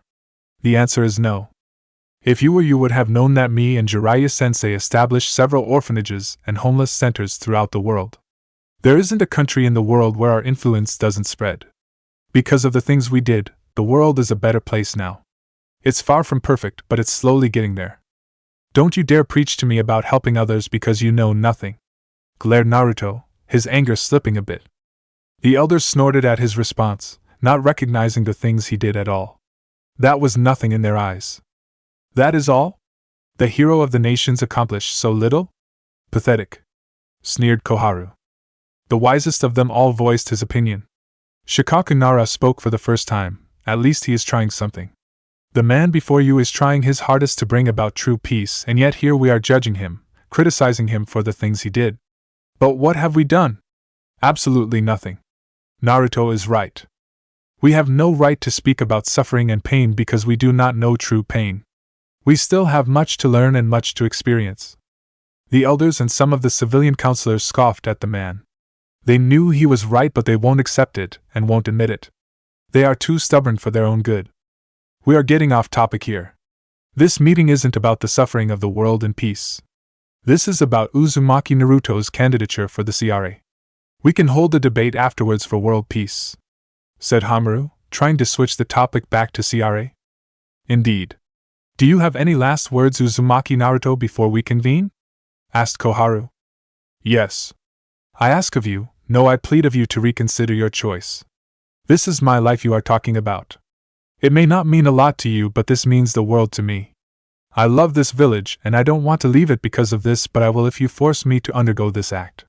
Please, let me live my life in peace. Bowed his head Naruto, trying to show humility. Tsunade eyed the council and saw many faces that converted to their side. His power worked again, huh? Smirked Tsunade. Let us hope it will prove to be enough hope, Tsunade. If that is all, then it is time for us to vote. All in favor raise your hands, ordered Tsunade. She counted the number of votes for the CRA. Against, said Tsunade next. She counted them again. 2015, cried Tsunade, victorious in her head. The little Tsunade inside of her was bouncing with joy. They won. They actually won. She cleared her throat, trying to remain professional. The candidature of Uzumaki Namake's Naruto for the CRA is hereby officially rejected. You are free to do as you please, Naruto, smiled Tsunade, not bothering to hide the fact that she is happy with the results. Naruto's eyes lit up. He won. He is finally free. His life is his now. The elders sighed. They were doing this for the good of the village. Why can't the others see that? But there is nothing they can do about it now. The clan heads were smiling victoriously. The pariah of Konoha finally won his never-ending battle with the council. Another miracle from Naruto. This meeting is adjourned. You are all dismissed. Don't forget to attend the next one in a few hours, ordered the Hokage. The counselors were leaving the chamber, some giving Naruto a blank look, others smiled at him. Naruto smiled back at them, thanking them for their support. Naruto turned towards the last three people still in the room, the elders and Tsunade. Could you three please stay for a moment? Asked Naruto, surprising the three people. They nodded and took their seat. Look, I think it's time we bury the axe, don't you think? Our fighting is only harming Konoha. Imagine what we could do if we worked together, towards a common goal. The world would definitely be a better place to live, proposed Naruto. Koharu and Hamura looked towards the boy, no man before them. They have to admit that he has grown up into a splendid ninja, just like his father and mother. Naruto continued, you know, I had a choice to either let you be killed or save you. Shocked Naruto both the elders and Tsunade. What are you talking about? Muttered Koharu, no clue what he was talking about. Uchiha Sasuke, my best friend. I could have let him kill you. His last goal in his quest for revenge was you two. He said he won't attack the village if he can get his revenge against you two for what you did to his family, said Naruto, surprising the elders with the last part. Naruto knew the truth about the massacre. Tsunade raised her eyebrow, she was lost. What do you mean, Naruto? What do they have to do with the massacre? Naruto looked towards the elders and saw their looks. They were filled with guilt and acceptance. He told Tsunade what truly happened that night. Tsunade was shocked. To think that Uchiha Itachi was a hero all along. No wonder he helped them in the war. The man was a ninja in every sense of the word. Another soul sacrificed because of the ninja system. It would have been easy for me. I would just have to walk away and you two would have died, just like Danzo. Yet I didn't. I chose you two over my brother. You may be wondering why? Because I believed you deserved a second chance, a chance to make things right. Don't let my belief in you two be in vain, pleaded Naruto. Hamura and Koharu turned towards each other, seemingly reading each other's thoughts. They reached their decision. Uzumaki Namikaze Naruto. You truly are a hero. Your mother and father would have been proud of you. You are right. It is time to let the past stay in the past and work together towards a brighter future. Peace? Said Koharu, offering her hand to Naruto, which Naruto happily took and squeezed it tightly, smiling at the two elders. Peace. Thank you. I'm looking forward to our partnership. Winked Naruto. So do we. Smiled Hamura, Koharu joining him. Tsunade smiled at the miracle worker. Another impossible thing achieved by the unbelievable Naruto. About time, you old geezers.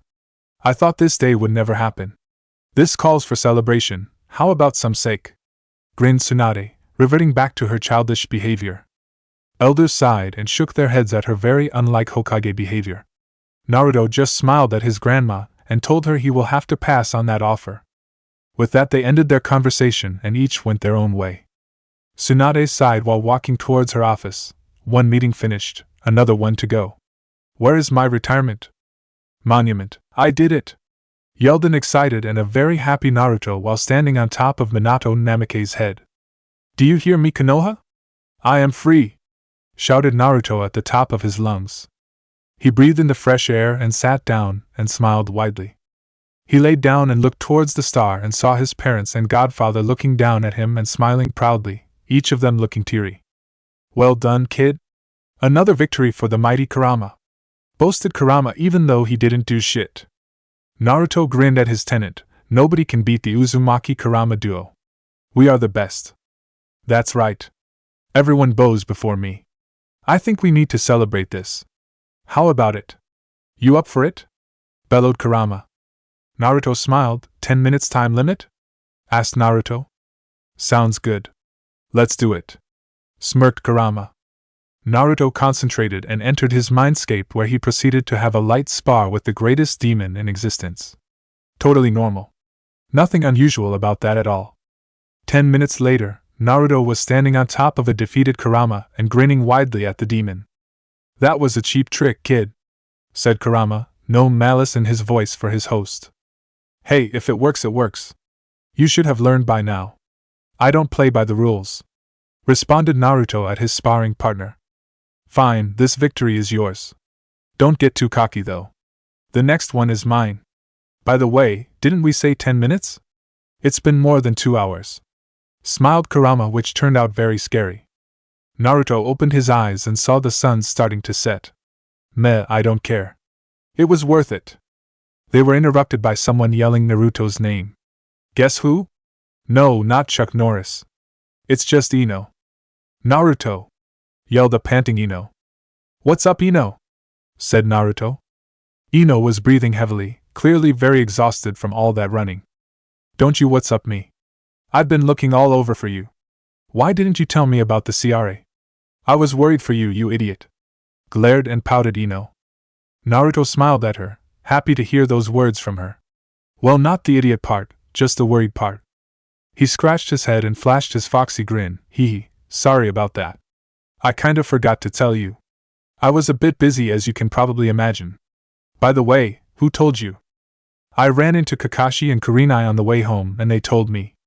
I kinda did something stupid afterwards, said Ino, embarrassed by her actions. Naruto raised his eyebrow. What did you do? She muttered something but Naruto couldn't hear her. What's that, Ino? I can't hear you, said Naruto. She muttered something again, her cheeks red. I still can't hear you. You'll have to speak up a bit, responded Naruto again. I crashed the council's meeting and yelled at them, yelled an embarrassed Ino. Haha, another Kushina in the house, joked Kurama. Wait, a joke? Run! Naruto blinked and blinked again. Did he hear that right? You did that? For me? Why? Asked the stunned Naruto, but pleasantly stunned.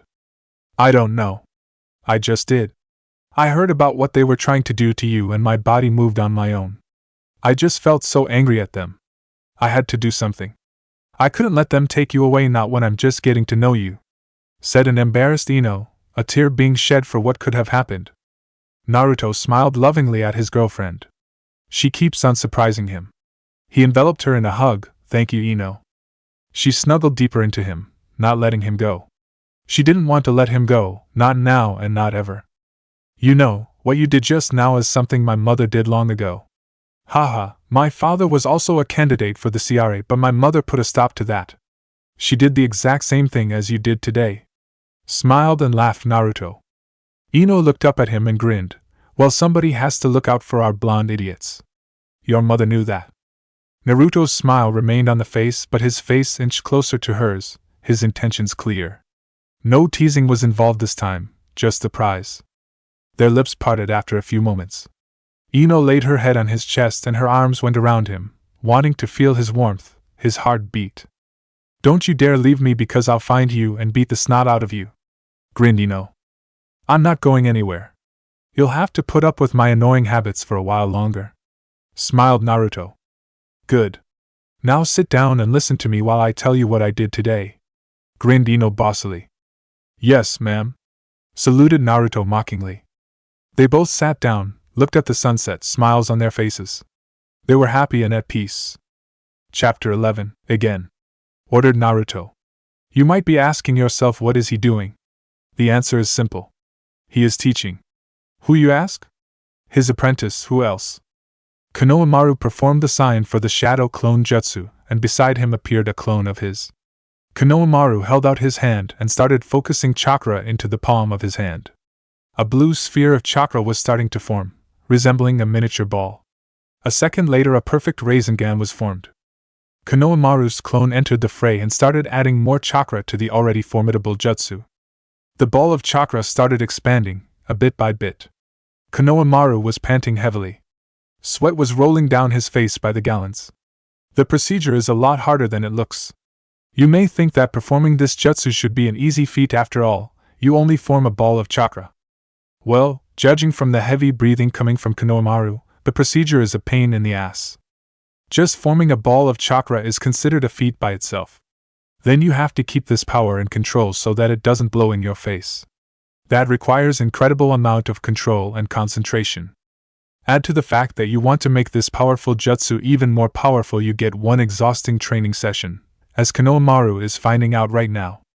Halfway through the procedure of making Rasengan even bigger, the ball of chakra started swirling out of control and eventually a small explosion occurred because of it.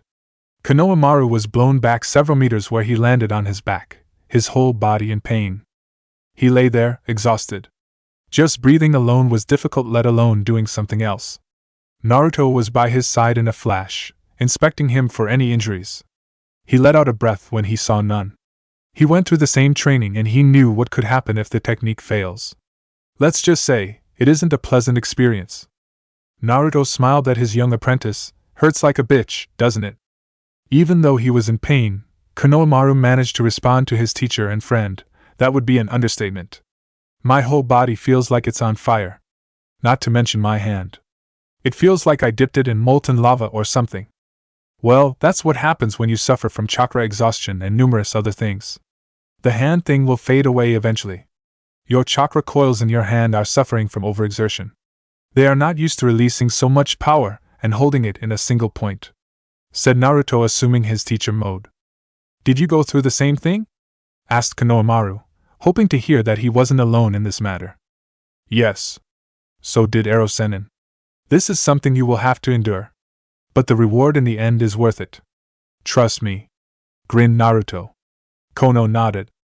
Why is my Rasengan so much smaller than yours? Asked a slightly downed Kono.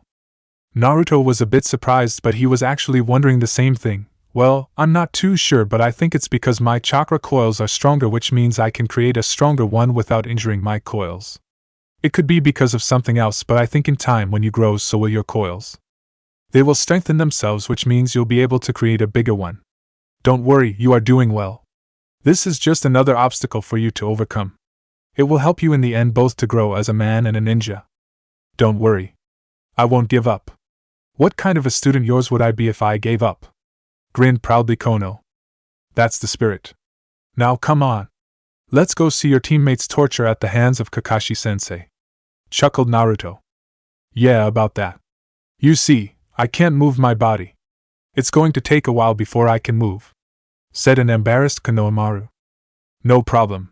I have a solution for that, said Naruto, smirking evilly. Kono didn't like that smile. Naruto picked him up and threw him over his shoulder, ignoring his shouts of pain. Yep, he can be quite sadistic at times. You idiot. That hurt, said an angry Kono, but sadly he can't do anything about it. I know. That's what Ero-sennin used to do to me. It's only fair if you get to learn this technique, you also get the other things that come with the jutsu. Grinned Naruto, not that Kono could see him. Whatever. Just take it easy and walk casually.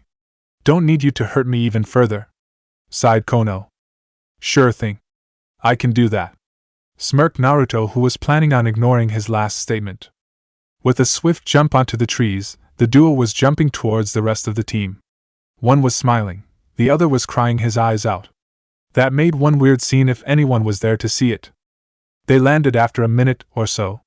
They came upon a scene that was very similar to the one Konohamaru was in before. Ebisu, Kakashi and Shizen were smiling down at their exhausted protégés. Whatever they did definitely wasn't pleasant, at least not for them. Yo, Kakashi-sensei, Nekken closet pervert. I see your training was productive, smirked Naruto, ignoring the glares he received from the downed students and from the closet pervert. You could say that, Naruto-kun. We showed them what it means to mess with the top dogs, smiled Shizen sweetly. Naruto laughed at her and her remark. Good. That was the point of this little gathering. And of course to train them. You guys are evil.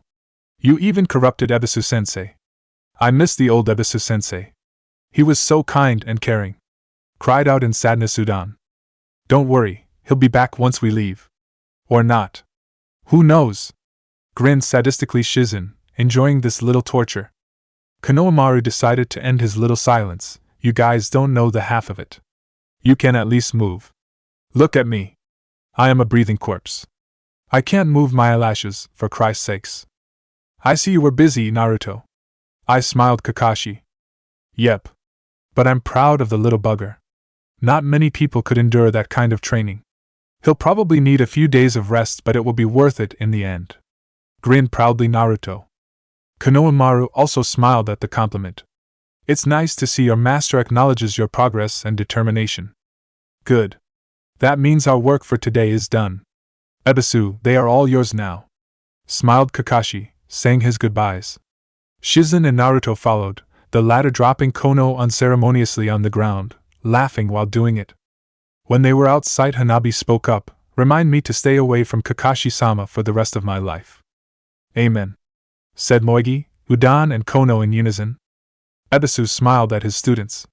He remembers the time when they were all little brats, still the greenhorns, fresh out of the academy. They were all so brash at the time, thinking they owned the world now that they became ninjas. But look at them now. They are still brash, but at least now they've got a reason to be. They have grown into powerful ninjas, worthy to become part of the next generation that will lead this country.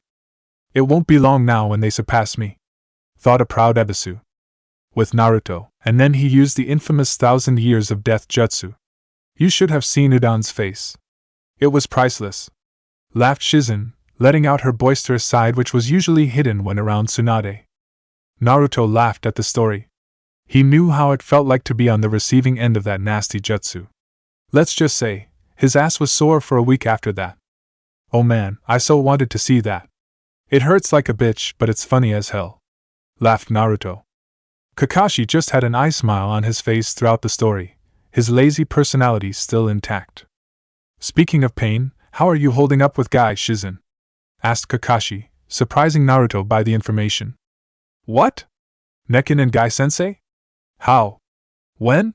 Bombarded Naruto. Shizen was a bit embarrassed and angry at Kakashi for dropping the bomb so suddenly, but she knew she will have to tell Naruto eventually. How the hell did Kakashi even find out? Well, it's been about a month now. It started one night when I finished my work at the tower. Guy was just coming out the office from a mission debriefing. It was late and he offered to walk me home. After that, we met occasionally and went for some casual lunch. Soon after it escalated into a date, and then several more. You know he is a nice guy once you get past his unusual tendencies. He tends to tone them down when he's with me though. Said a smiling Shizen, happy after a long time being alone. Man, I still can't believe it. The green beast of Konoha and the delicate hand of Konoha, together.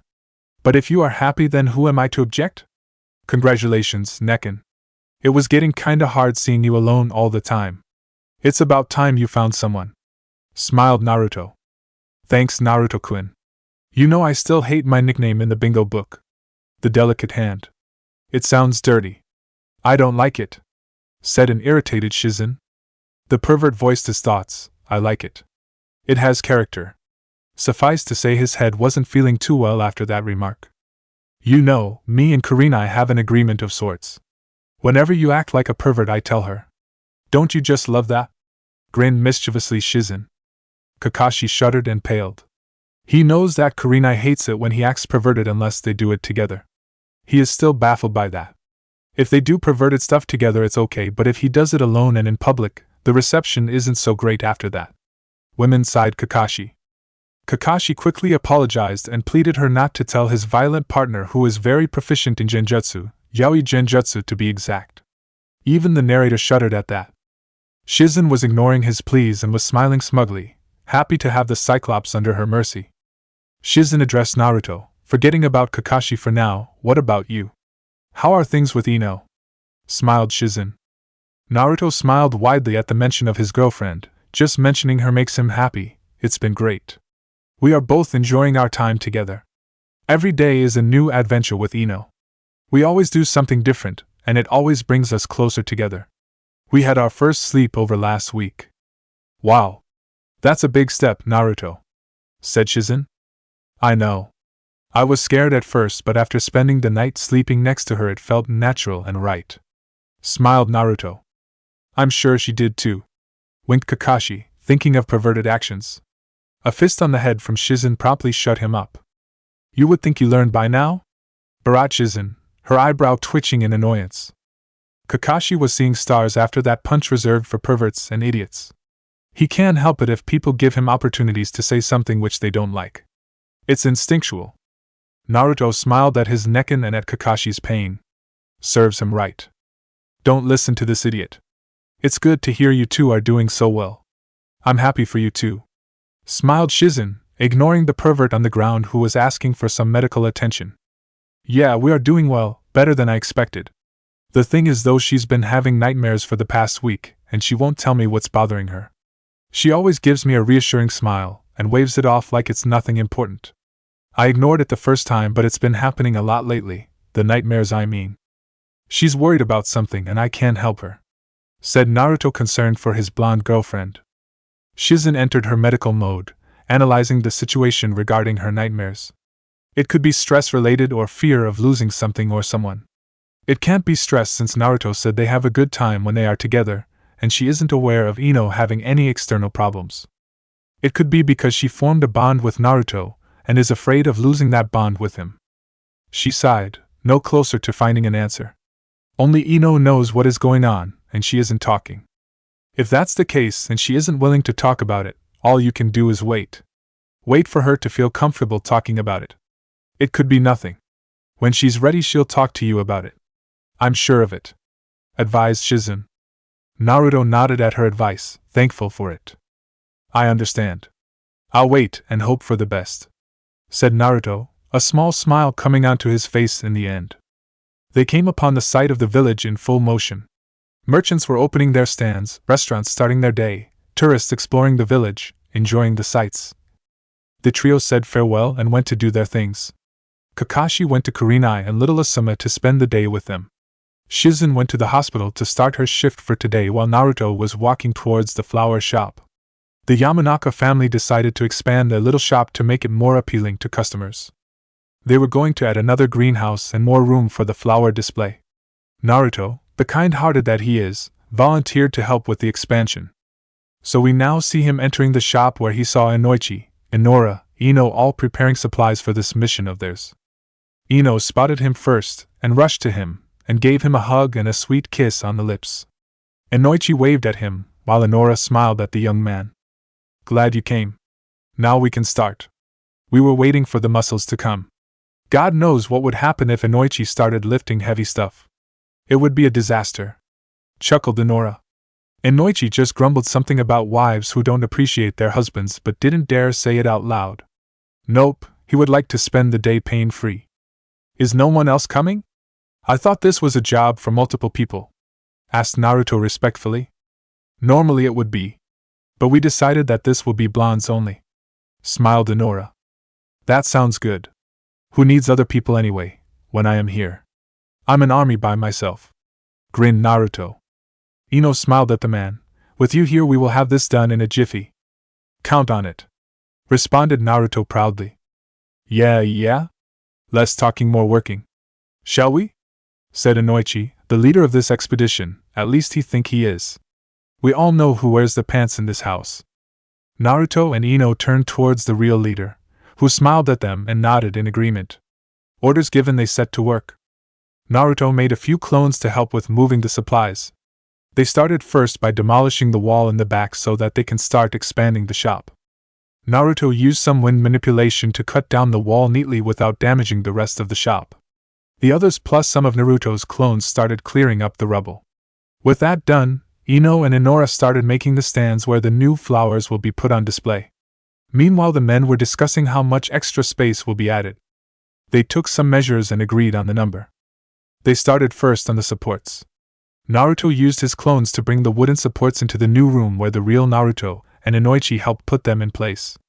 Naruto and Inoichi both first used some Doton manipulation to dig a few holes where the supports will be placed. After the supports were placed, Inoichi started on the walls and on the isolation so that the environment will be suitable for the flowers. Naruto focused on preparing the floor for the tiles to be put on it. With the help of the clones, the work only lasted for a few hours with a lunch break in between where the family enjoyed their time together. The new room was finished and now was time for the decorations. Inoichi and Inora were setting up the stands and fixing up the flowers. Ino and Naruto were in charge of painting the wall, which got slightly out of hand.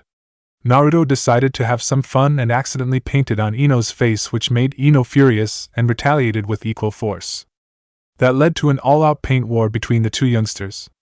In the end, you could see two laughing blondes on the floor, both covered in paint, and the walls were still blank. But the two blondes didn't care. They had fun, and that's all that mattered. Of course, they changed their minds when Inora berated them and ordered them to paint the wall, otherwise they will have some alone time with Inora the butcher. Ino and Naruto both gulped and started painting in blinding speed that matched Minato's Hiraishin jutsu.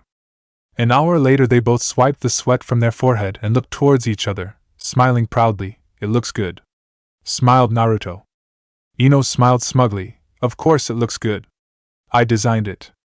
A design is worthless without the proper hand to make it into a masterpiece. That's where I came in, responded Naruto teasingly. Please, we all know you don't have the artistic touch. Just look at your clothes when you were a kid. A symbol of an idiot, teased back Ino. Naruto faked hurt and pouted at his girlfriend.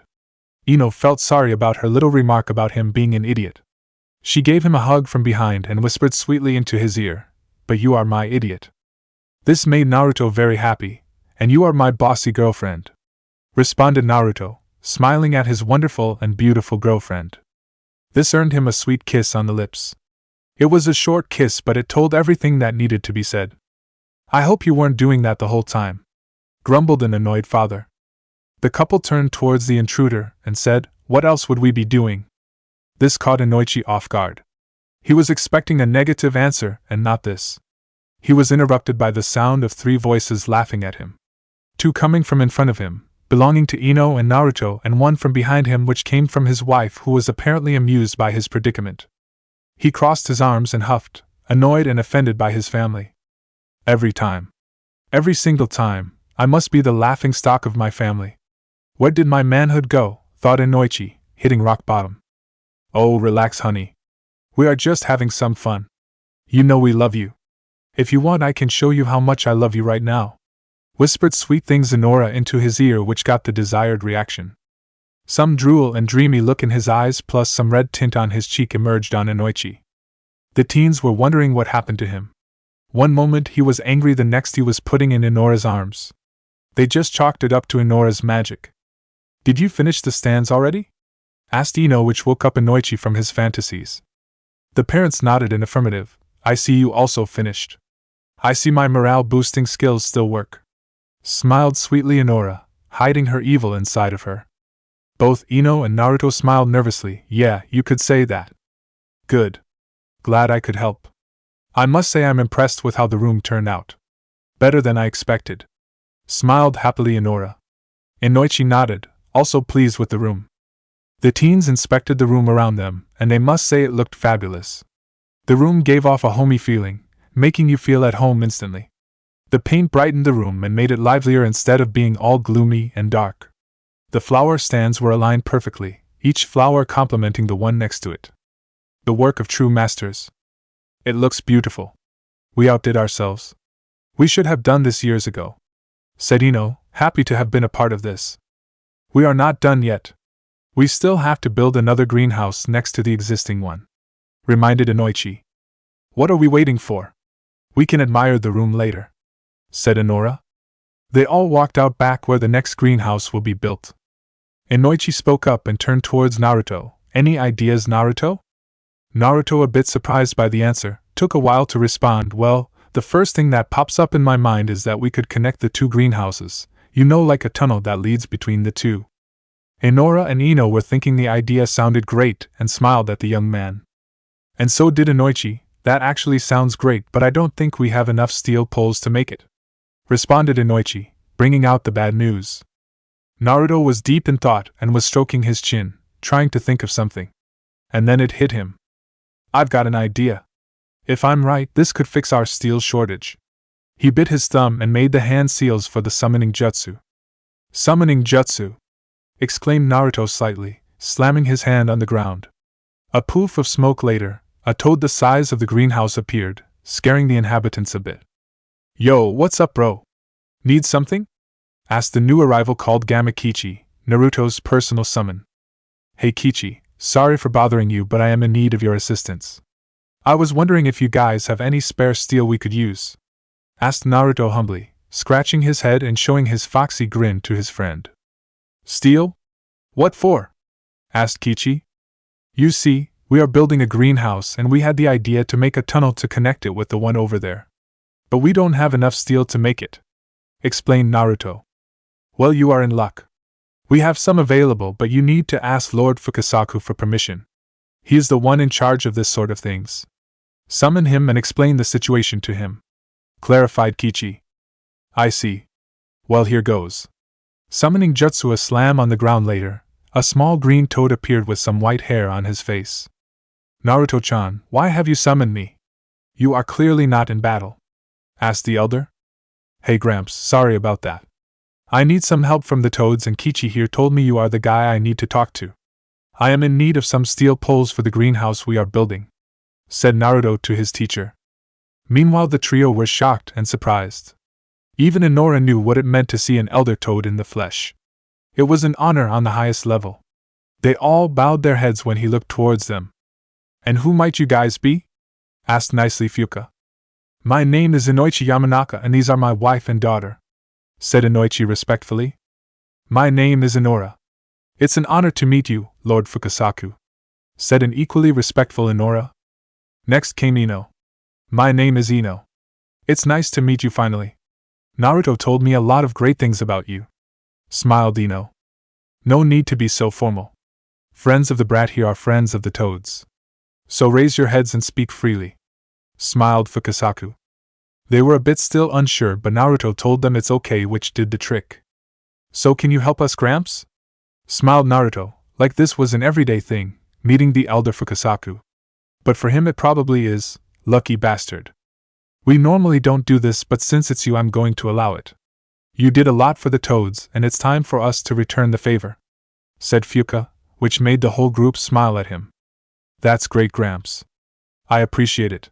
Don't worry, next time I visit I'll have gifts for all of you, beamed Naruto. Fukasaku chuckled at the young summoner. He really liked the little kid. He reminds him so much of Jiraiya except for the perverseness. That sounds great, kid. Just tell Kichi here how much you need and he'll bring it to you. If that is all, then it's time for me to go, said Fuka. Say hi for Grandma for me, will you? Tell her I miss her, responded Naruto at the departing elder. Fukasaku nodded and waved to the rest of the group, which waved back a bit shyly, still unsure how to act around the powerful toad. A poof later, Fukasaku disappeared and the group told Gamakichi how many steel poles they will need. Kichi nodded and returned to his home. Man, that was really something, said Inora. I know what you mean. Very few people have ever seen the great elder Fukasaku. I never thought I would live to see this day, said Inoichi. Naruto, that was awesome. We got to see the most powerful toad in existence, and he was your teacher, shouted Ino in joy and ecstasy. Naruto scratched his head in embarrassment. He really didn't see what the big deal was. He's just an old toad to him. Ah, if you say so. He's just a grumpy old toad who likes to hit me a lot with his walking stick, responded Naruto in his usual manner. That's because you probably did something stupid, you baka, smiled teasingly Ino. Hey, I'm not that bad. I can be smart when I want to be, yelled Naruto in annoyance. I doubt that.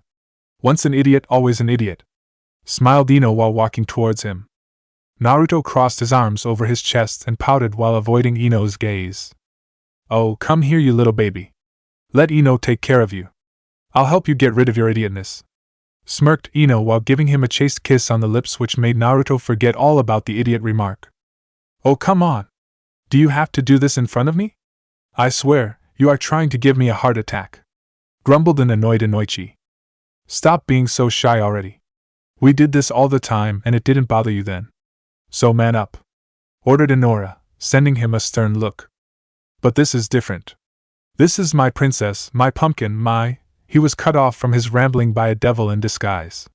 Inora appeared before him, her face morphed into that of a husband-beater. She spoke in a sweet tone. Now, what did I say before? You will let this drop, understand? Now something else happened that shocked the whole crowd. Inoichi resisted and fought back. No, this is my job as a father. It is my duty to do this. I won't change my mind, said Inoichi seriously, not backing down. Ino and Naruto gulped. They felt sorry for Inoichi and for what will happen to him. The parents were both glaring at each other, both not willing to bow out. After a few moments of this battle of wills, Inora sighed and seemingly gave up, but she had another trick in her sleeve, one that never fails. She whispered something in his ear, away from the prying ears of Ino and Naruto. You do this for me and I will show you my gratitude tonight, and the night after that, and the night after that. She trailed off, letting him guess how many nights are there included. Inoichi had a starry look in his eyes, His body was shivering from excitement. Inora smirked. Yep, she still got it. Okay, why? Was Inoichi's only logical response. Who would miss out on all that fun? Definitely not him. Inora smiled, thank you, honey. She gave him a small kiss on the lips, just a little preview for what was coming in the night. They were interrupted by two poofs of smokes emerging in the courtyard. Two toads arrived. Gamakichi, who was holding a large bag of supplies, and Gamatatsu, a very girlish-looking toad, appeared also holding a large bag of what seemed to be supplies. Hey bro, I'm back. And I have the stuff you need. Smiled Kichi at his friend. Hey bro. Do you have any snacks? Inquired the ever-hungry Gamatatsu, who is a little smaller than his brother Kichi. Hey guys, good to see you. Tatsu, you got big. No, sorry, I don't have any snacks. I'll give them to you some other time, okay? Apologized Naruto. Naruto? We can make some snacks for your two friends. It's the least we can do after they helped us with the steal. Smiled kindly Inora. Are you sure you don't mind? I can always give it to them another time. You don't have to go through all this trouble, said Naruto. She waved him off. Nonsense, besides I am of no further use for you guys here.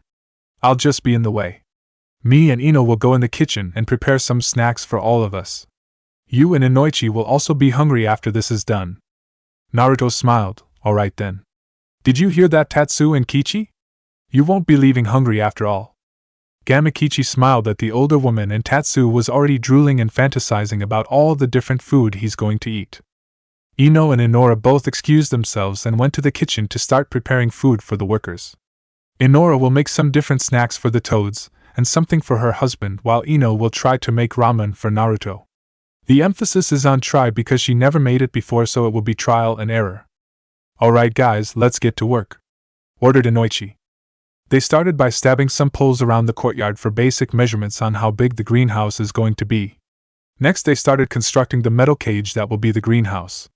The toads helped with that as well. The places that were out of reach for the humans were done by Kichi and Tatsu. They used fire manipulation to weld the poles together, making it sturdy enough to place the see-through roof on.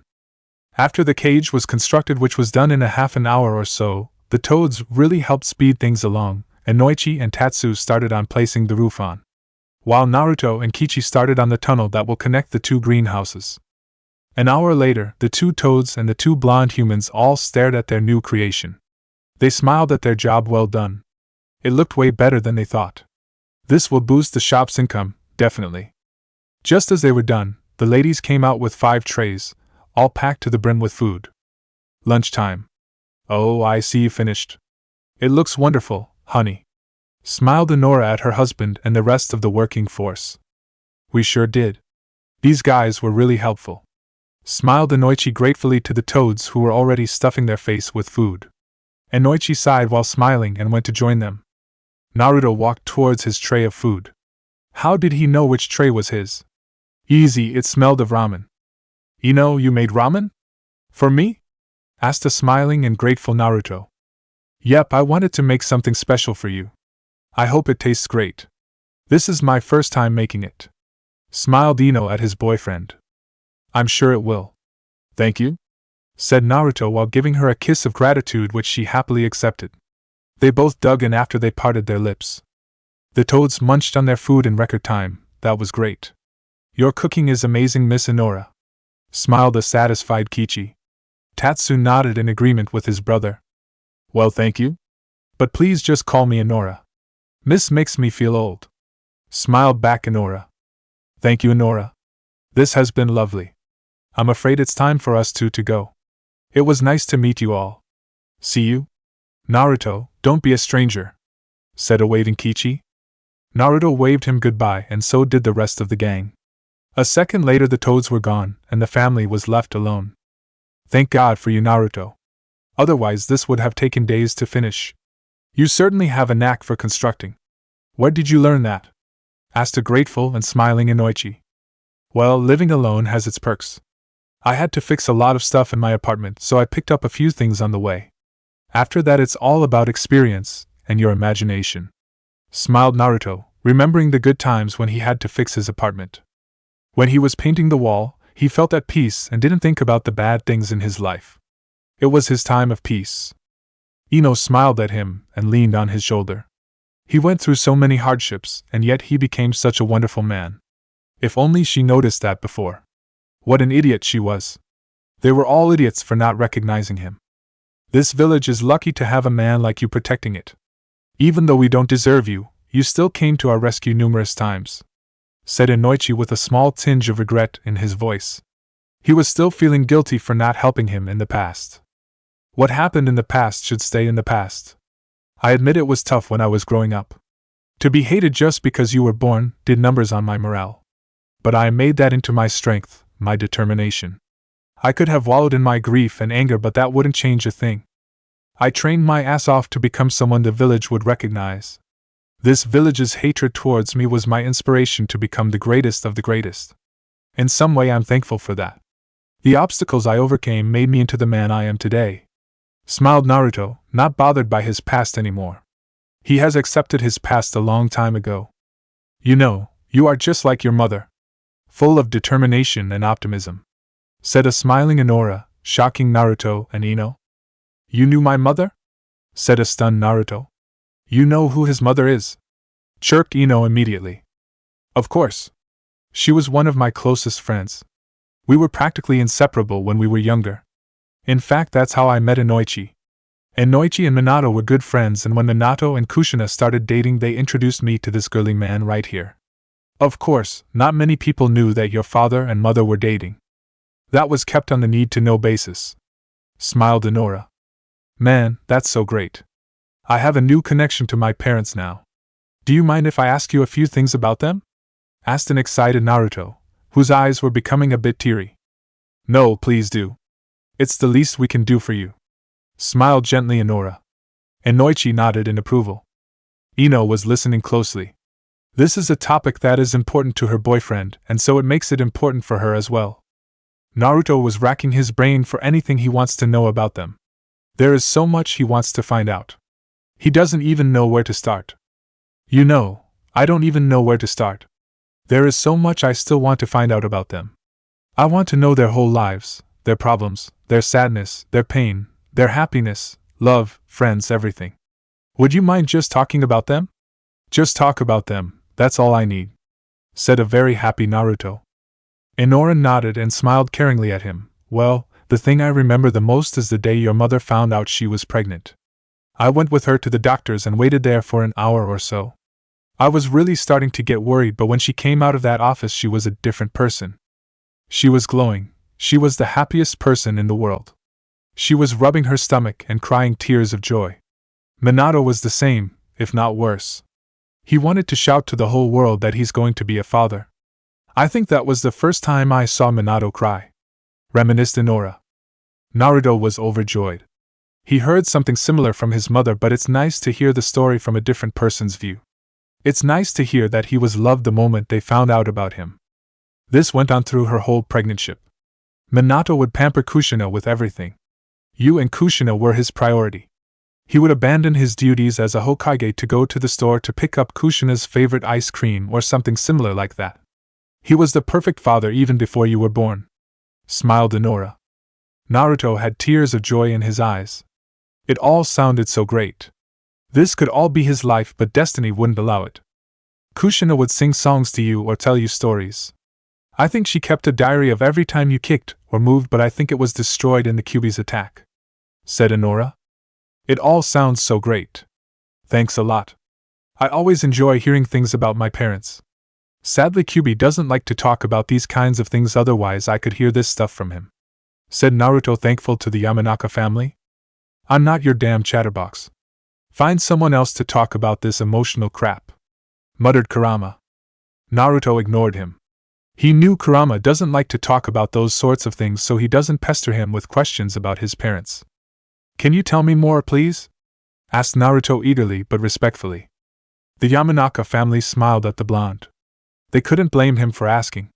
They would be the same if they lived their whole lives without their parents, and if they suddenly found someone who knew them personally.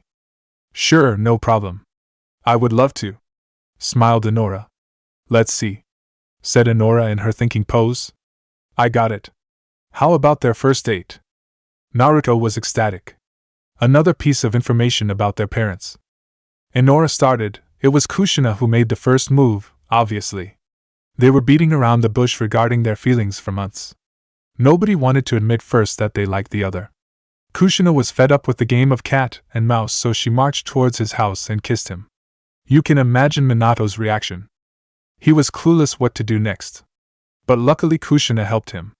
She told him he has to take her out on a date. And he did. Kushina told me that night was one of the best nights she ever had.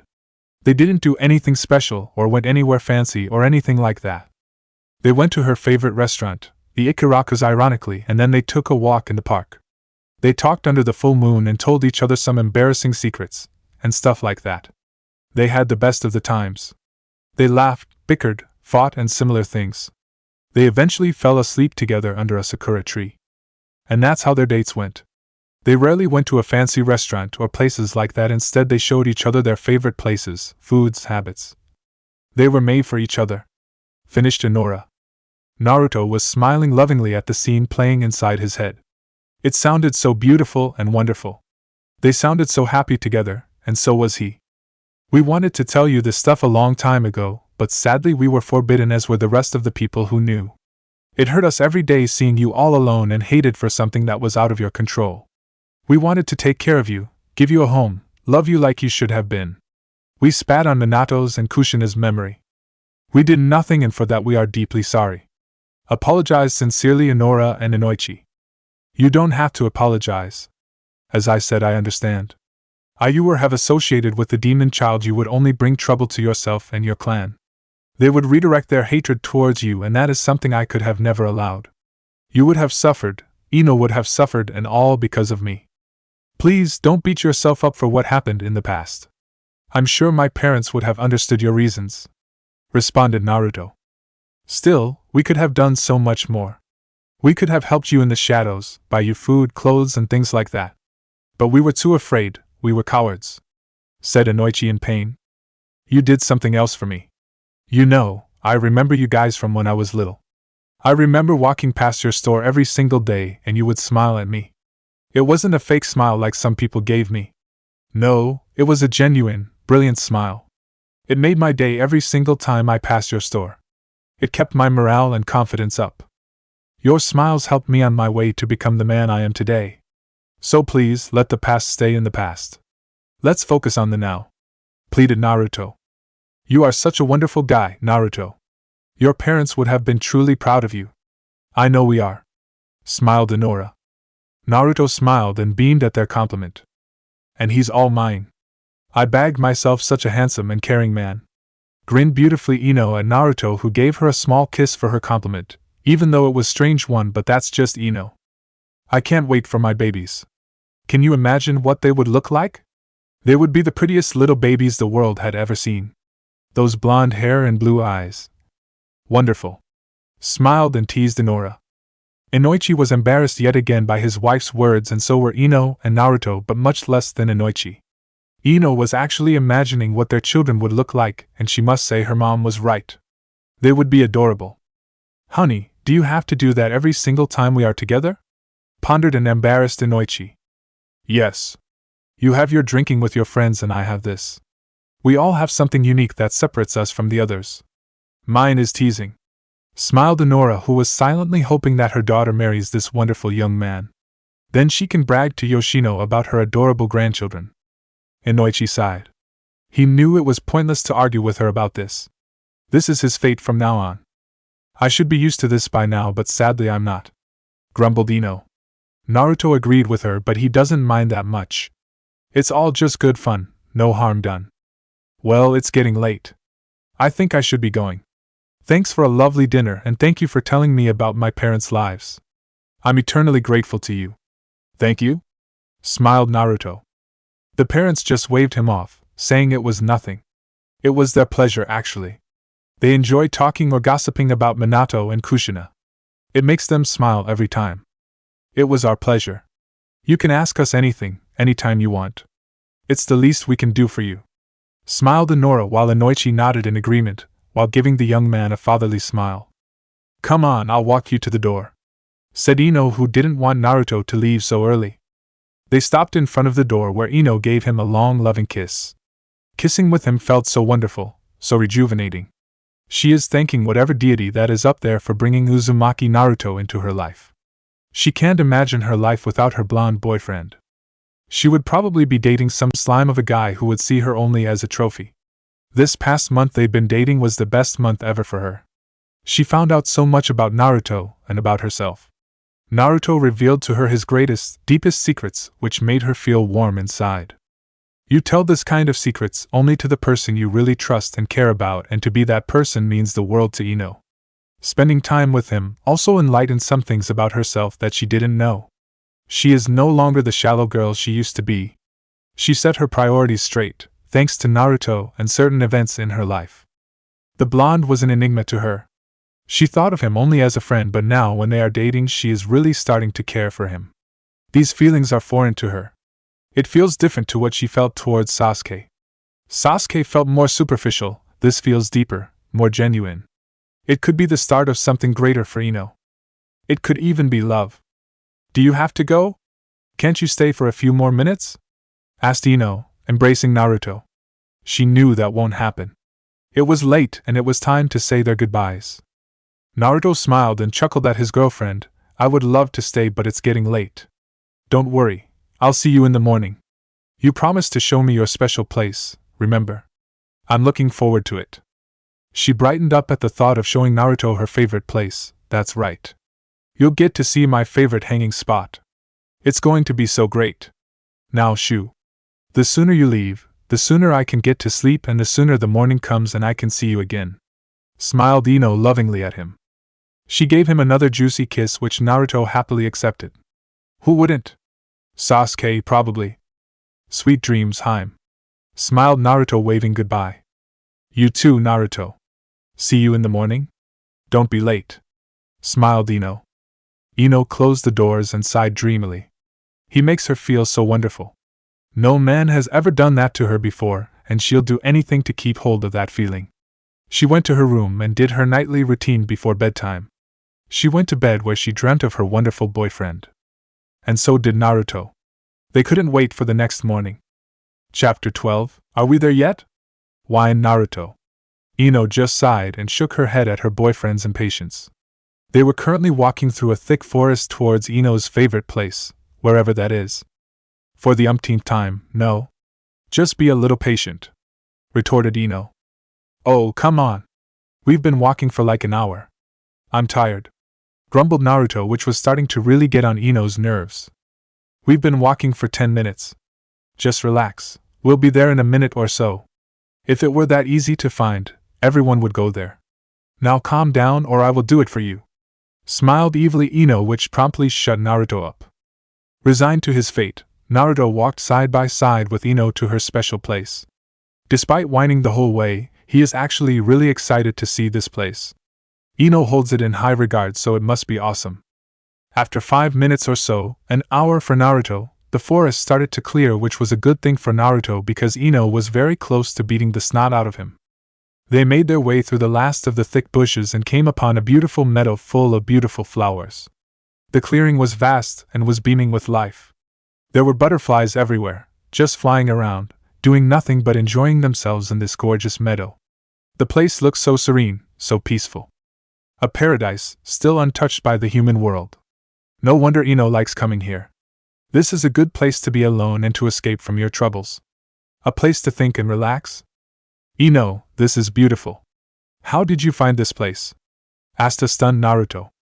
She giggled at his awe-stricken expression.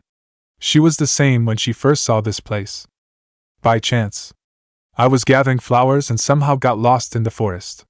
While I was trying to find my way home, I came across this place. Ever since then I come here whenever I feel sad or when I want to think about my life. It's a great place to just relax and be one with the nature. Smiled Ino. You have the damnest luck. Seriously, who gets lost and accidentally stumbles upon a paradise? Chuckled Naruto. I'm just that great and beautiful. Laughed Ino. They went to the middle of the field and took a seat. Naruto unfolded his storage scroll with all the stuff he prepared for the picnic. With a hand sign for Kaida, food, drinks and a blanket all appeared in the middle of the scroll. Ino lay down the blanket and Naruto prepared the delicious food. They both took a seat on the blanket and started eating silently. They were done after half an hour or so. They lay down on the blanket, Ino snuggling on top of his chest. That was delicious, Naruto. How do you always make such great food? I can barely make ramen, pondered Ino. Naruto scratched his head in embarrassment. Well, I learned a lot on my own when I was younger. Ero-sennin also taught me a lot about cooking during our trip. For a pervert, he is an amazing cook, smiled Naruto. Lord Jiraiya cooking. Now that's something you don't see every day, chuckled Ino, and Naruto joined her. It was a funny image. Yeah, the persona of a cook definitely doesn't fit him. It was his own fault why people didn't believe that he had a non-pervert side. If he weren't such a super pervert, people would actually take him seriously. At least his enemies knew not to mess with him, smiled Naruto. Yeah, for a pervert he sure was powerful. Tell me, who was stronger, Lord Jiraiya or Orochimaru? Asked an interested Ino. Ero-sennin without a doubt.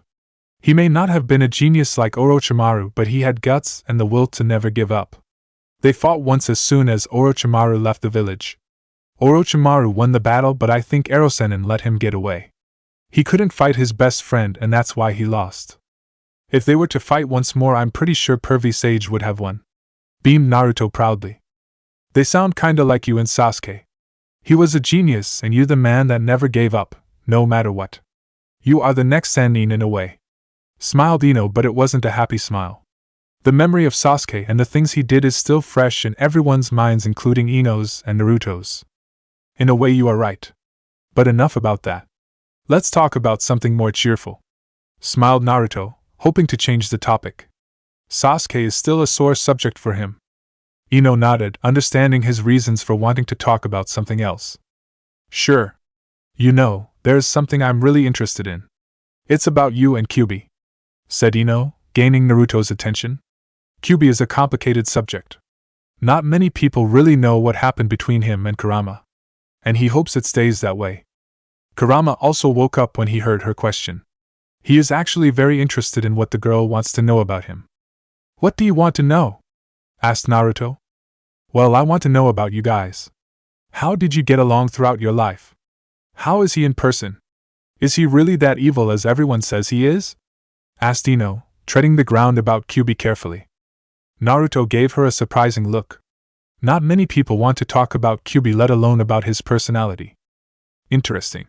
Not many people want to know about him. They usually think they already know everything there is to know about him. They hear a lot of things from rumors and legends, but most of the stuff is false and just bogus. I think you are the first person in years that wants to find out the real Kyuubi, said Naruto with a small smile.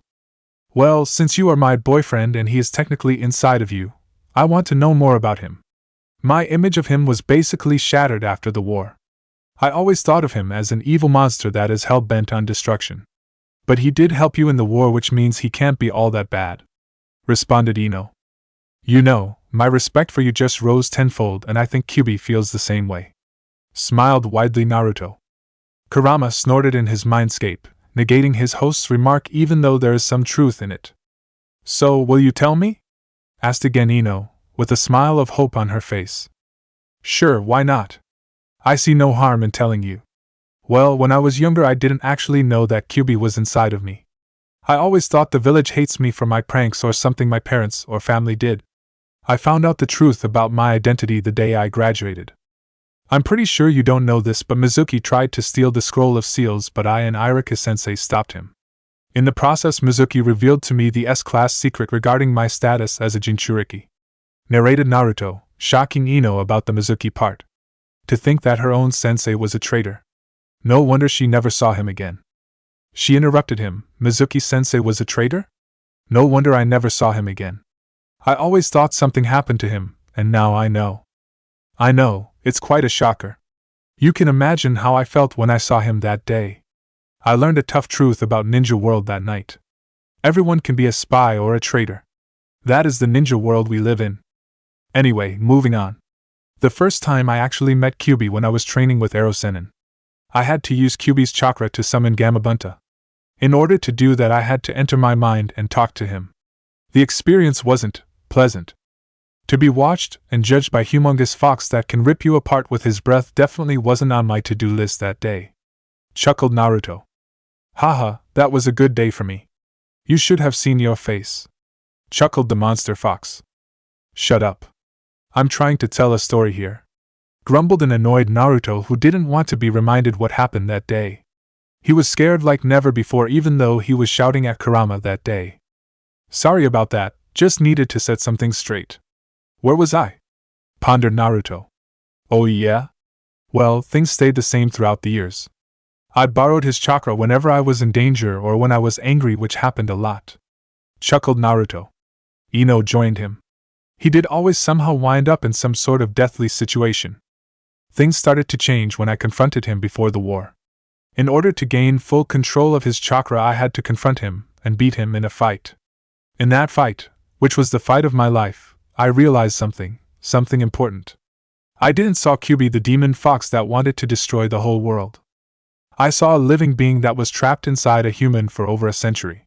Imagine being someone else's play toy, under someone else's control. Kyuubi has lost his freedom, his identity. I learned the truth about him in that fight. Yes, he was evil and the embodiment of anger and hatred, but he was also alone. Just like me. Explained Naruto, which stirred something inside Ino. Ino was seeing a whole new side to Kyuubi. But she will hold her judgment until Naruto finishes. We talked several times during the war, and during the final fight with Tobi we teamed up. We put aside our differences and for the first time worked together. We owe our victory in the war entirely to him. Without him, Tobi and Madara would have ruled the world. Said Naruto, praising Kurama. What about now? Did anything change after the war? Was your partnership a one-time thing? Asked Ino. No. Kyuubi is my partner and my friend. He is my comrade from the village hidden in the leaves. I treat him the same as I do the rest of my friends. Answered Naruto. What about him? Does he see you in the same light as you do him? I mean, he is still imprisoned within you. Doesn't he want freedom? Continued Ino. I think he does, but that is something only he can answer. But he doesn't like to talk about those kinds of things. He tends to get pretty loud when I mention the word friend or emotions. Chuckled Naruto. He continued, freedom? Now that's an interesting question. What I'm about to tell you stays between you and me, okay? Said Naruto seriously. Ino nodded, aware that she is going to hear another one of his secrets. Naruto nodded, good. You are the first person I'm telling this. Not even Bakon or Kakashi know this. After the war I had a little chat about Kyuubi and his freedom. I learned about his past and how he was imprisoned in my mother and Mito Uzumaki. He was a weapon for over a century, and I wanted to change that. I made him an offer. I offered him freedom. Said Naruto, surprising and shocking Ino. This is big, no, this is gigantic news. Naruto continued, I offered him freedom. I told him I would open the seal and cancel the link between us, which would allow him to leave my body, his prison. Ino was baffled, which was shown on her face. What happened? Asked Ino like she was afraid of the answer. He refused. Shocked Naruto. He told me no. Why? I mean, isn't that what he always wanted? To be free? Asked a stunned Ino. Yes, that was his goal the moment he was sealed into me. That is why I was surprised by his answer. I thought he would take my offer without hesitation, but I was wrong. Want to know why? Asked Naruto, keeping Ino guessing. She nodded furiously, her information sense activated and working full force. Because he was free. That is what he said to me. He said he was already free.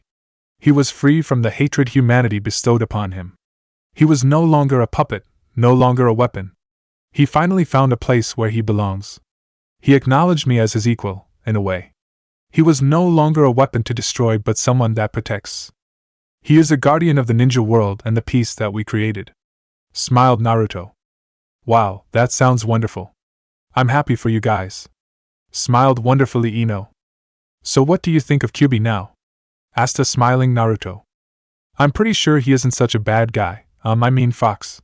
If you say he's okay then I believe you. He wouldn't have helped you if he weren't. Smiled Ino. You hear that, Kurama? You just got another fan. Grinned Naruto internally. Did you have to go and blabber everything to the girlie? What's next? Growled Kurama, feigning annoyance. Oh, come on, it ain't that bad. At least there is one more person in the world who doesn't think of you as a monster. You should be happy. Chuckled Naruto. I like being a monster. It makes people fear me. I like fear. Bellowed Kurama in his powerful voice. Don't worry, I'm pretty sure people are still scared shitless of you. If not, there is a solution for that. Grinned mischievously Naruto. Rampage? Asked hopefully Kurama. You got it. If you want, we can take a stroll through the elemental nations and you can flaunt your power and make people pass out. How does that sound? Said Naruto, describing the event like it's no big deal. Like it's one of his pranks. Kid, if you do that for me, I will be eternally grateful to you. Grinned scarily Kurama. That sounds promising. You've got yourself a deal. As soon as we are sent on a mission, I'll let you take a walk. Beamed Naruto. Good. I think you should focus on your blonde girlie. I think she just realized something about your offer. Warned Kurama. Naruto focused his attention on Ino, who had a worried look on her face. What's up, Ino? Asked Naruto, hoping it wasn't what he thought it was. Your offer. If he took your offer, what would have happened to you? Asked Ino seriously. Busted. Chuckled Kurama, which was scary as hell. Naruto sighed. He was hoping to avoid this, but his luck didn't hold out. She deserves to know the truth anyway. I would have died. Shocked Naruto. Ino was wide-eyed. She had a feeling that was the case. Tears were emerging in her eyes. She didn't know why, but just the thought of him dying stirred something inside of her. If he died, a part of her would have died as well. No, she would have been lost and alone. Why? Why would you do that, you idiot? Why would you want to die? Shouted Ino, tears streaming down her face. She was pounding on his chest with all her power. Even though he is still alive, she was still upset and scared. Scared of the thought of losing him. You were going to die, you idiot. You would have left us, your friends, family, and me. Why would you do that? Cried out Ino. Naruto hugged her and stroked her hair and back gently, trying to calm her down. He spoke lovingly and kindly. It wasn't an easy decision, trust me. I was finally recognized and acknowledged by everyone, including the village. But I have fulfilled my purpose in this world after the war. I was told I was the child of prophecy who will bring peace to the world and end the suffering of this cursed shinobi world. The victory in the war was a huge step towards that ideal world. My part was done. Now, it all depends on the rest of the world. It's up to them to uphold this peace. As I said, my purpose in this world was done. There was one last thing I needed to do. If I were to end the suffering and pain of everyone in the world, then I have to start with someone that has suffered for as long as I remember, Kyubi. Ino was still sobbing on his chest but calmed down considerably. He was alive, but she dreads the thought of not having him in her life. Kyubi was suffering just as everyone else. He deserved to find his happiness and freedom. That is why I made him that offer. Said Naruto. What about your happiness? You would have sacrificed everything, your life, your friends, your family, everything. Don't you value your life? Sobbed Ino. I do value my life. I lived my life for my precious people. I lived to protect you all. My goal and purpose was to create a world where you wouldn't have to fight every day. And I did that. I achieved that. I was at peace. But Kyubi wasn't, at least that's what I thought at first. I knew what happiness and love was. You guys gave me that, but Kyubi didn't experience that. That's why I wanted him to have freedom. He deserved it. Responded Naruto, who was touched by Ino's concern for him. Did you give up? Asked Ino, dreading the answer. He was looking into the sky, seemingly far away. Yes. A part of me gave up. Ino, I was tired. My life was a constant fight for survival. If it weren't for you guys and Erosenin, I would have given up years ago. I was tired of the hatred and the pain. In some way, I thought I could finally be happy and be reunited with my family. But there was also the part of me that wanted to live on. I wanted to experience the joy of having a family, to fall in love and marry the woman of my dreams. I wanted to live for my friends and for my parents who gave their lives so that I could live on. I wanted to live so that I could continue Erosenin's legacy and make him proud. But what kind of man would I be if I ignored another living being in pain? I couldn't live with myself if I knew that Kyubi suffered just because I wanted to be happy. I just couldn't. Finished Naruto with conviction. Figures. Even when your life is at stake, you think of others before yourself," said Ino a bit more calmly, seemingly in peace with the situation. "I can't help it. That's who I am. But don't worry, I'm not going anywhere now," smiled Naruto to his girlfriend. "I'm glad," was the only response from Ino, who had a serene smile on her face and snuggled into the crone of his neck. She surprised herself with her reaction. Just the thought of him dying changed something inside of her. She couldn't stand the thought of living her life without him around. Every single day she spends with Naruto is another day full of happiness and joy. A day of love and warmth. Love which she doesn't want to lose but only deepen. "I guess I owe Kyubi more than I think, huh? Apart from saving your stubborn ass countless times, he also granted you life and threw away his freedom," smiled Ino. Naruto chuckled. "I'm pretty sure he won't like you thanking him. When I thanked him, he yelled at me. He doesn't like it when I get all emotional on him." She laughed lightly with him, figuring that was the case. He is a demon, after all. Well, maybe a woman's touch is needed. "God knows, you say the dumbest things," said Ino playfully. Naruto blinked and blinked again. Did she just say what he thinks she did? "Ino, do you wish to meet him?" asked a surprised Naruto. No one has ever wanted to meet Kyubi, not even pervy Sage or Grandma Tsunade. She smiled kindly. "Why not? I do need to thank him for all he's done for you and me. Besides, he could use some company. I'm pretty sure it gets pretty boring inside of your head. There isn't much to do in your empty skull," chided Ino playfully. "I'm going to ignore pretty much most of that sentence. Are you really sure you want to meet him?" asked again Naruto seriously, ignoring the remark about his denseness and occasional stupidity. "I would love to, with his permission, of course," smiled Ino, but was very serious with her answer. Naruto closed his eyes. "Kurama, I'm guessing you've heard all of that. It's your choice." The great Kurama had his eyes closed in deep concentration. If anyone were to see him now, they would probably think he is asleep or playing ignorant, but Naruto knew what was really going on. He was accessing all his memories about the girl and making his decision. After a few moments, Kurama opened his eyes. They had the answer Naruto needed. Well, this was it. "Okay, Ino. He approves. There are two ways we can do this. One, I establish a mental connection with you and allow you to enter my mind. This is what I and Killer Bee did during our training. Or since you are a special case because you are a Yamanaka, you can use your mind jutsu to enter my mind. Which do you prefer?" asked Naruto Ino, who was beaming with happiness for being allowed to meet Naruto's oldest partner. She calmed down so that she could answer his question. "If you don't mind, I would like to use my technique to enter your mind. It's more comfortable for me and I'm used to it." Naruto nodded with a small smile. He was looking forward to this but was still a bit cautious. He doesn't know what Kurama will think of another human, even if that human is his host's girlfriend. He isn't exactly on friendly terms with them. "All right, whenever you are ready, Ino," said Naruto, who closed his eyes, waiting for Ino to make her move. Ino also closed her eyes and took a deep breath. This is it, thought Ino. She made the hand seal for the technique, and with a quick force of chakra directed towards Naruto, her soul/mind was transferred to his. The process of entering another person's mind is quite special. It's like you are traveling in a tunnel surrounded by wisps of light. It's like you are traveling at the speed of light. It's so beautiful and scary at the same time. When she opened her eyes again, she was now standing in a dark place with no light present in the room. She could feel something cold and liquid slashing at her feet. Water, thought a surprised Ino. In all her career, she never saw a person's mind with water in it or so much darkness. She took a cautious step forward and then another one. After a few steps, she got the feeling that someone or something is watching her, and she didn't like that. She spoke quietly and carefully, watching for any sign of movement. "Naruto? Are you here?" She hated the fact that her voice sounded scared. She doesn't like to show weaknesses. Something moved in front of her.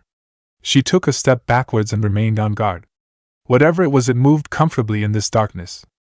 She asked again, "Naruto? Is that you? Come on, don't play with me. I can't see anything in here." Then it happened. A big pair of malicious red eyes appeared a meter in front of her. She let out an eep of surprise and fear and jumped backwards, away from the object of her fear. Then a big set of evil-looking teeth appeared, which remarkably formed a cheesy grin.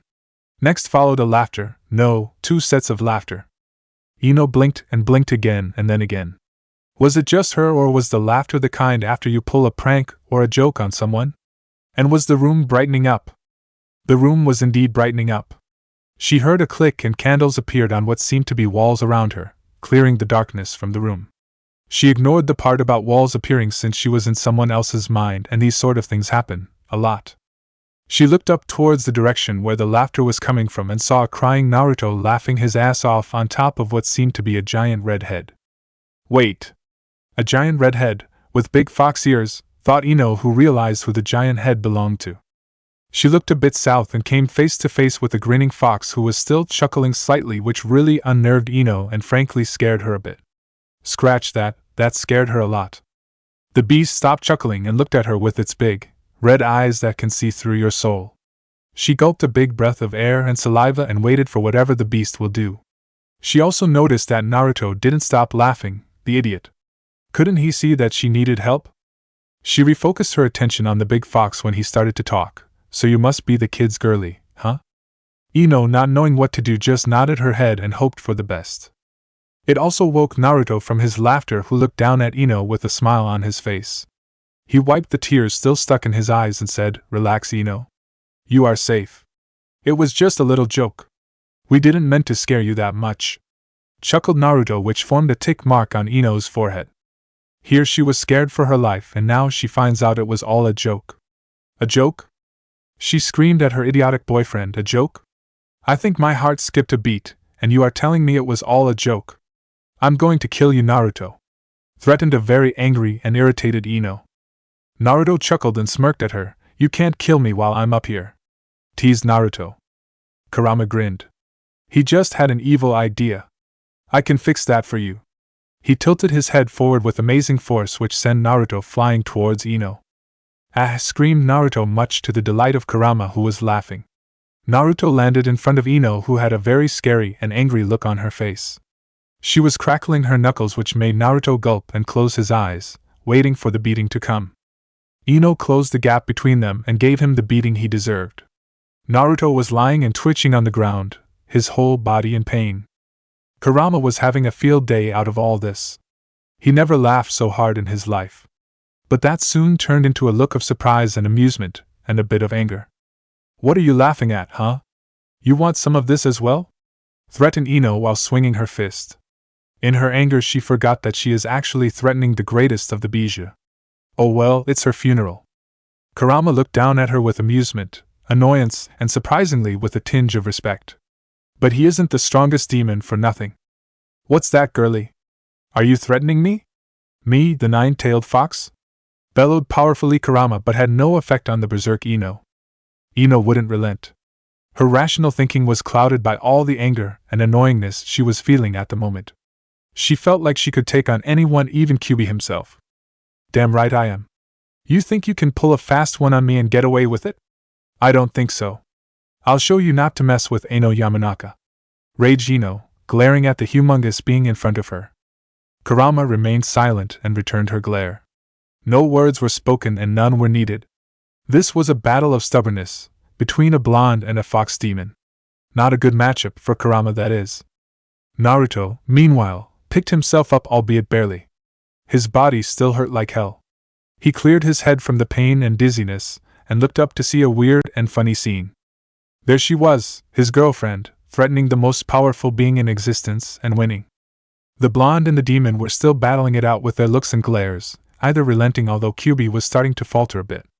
Ino wouldn't stand down. This is where she earns her respect and recognition. She can't lose. Kyuubi suddenly picked a play out of his host's unpredictable book. He had a wicked grin on his face, which made Ino very nervous.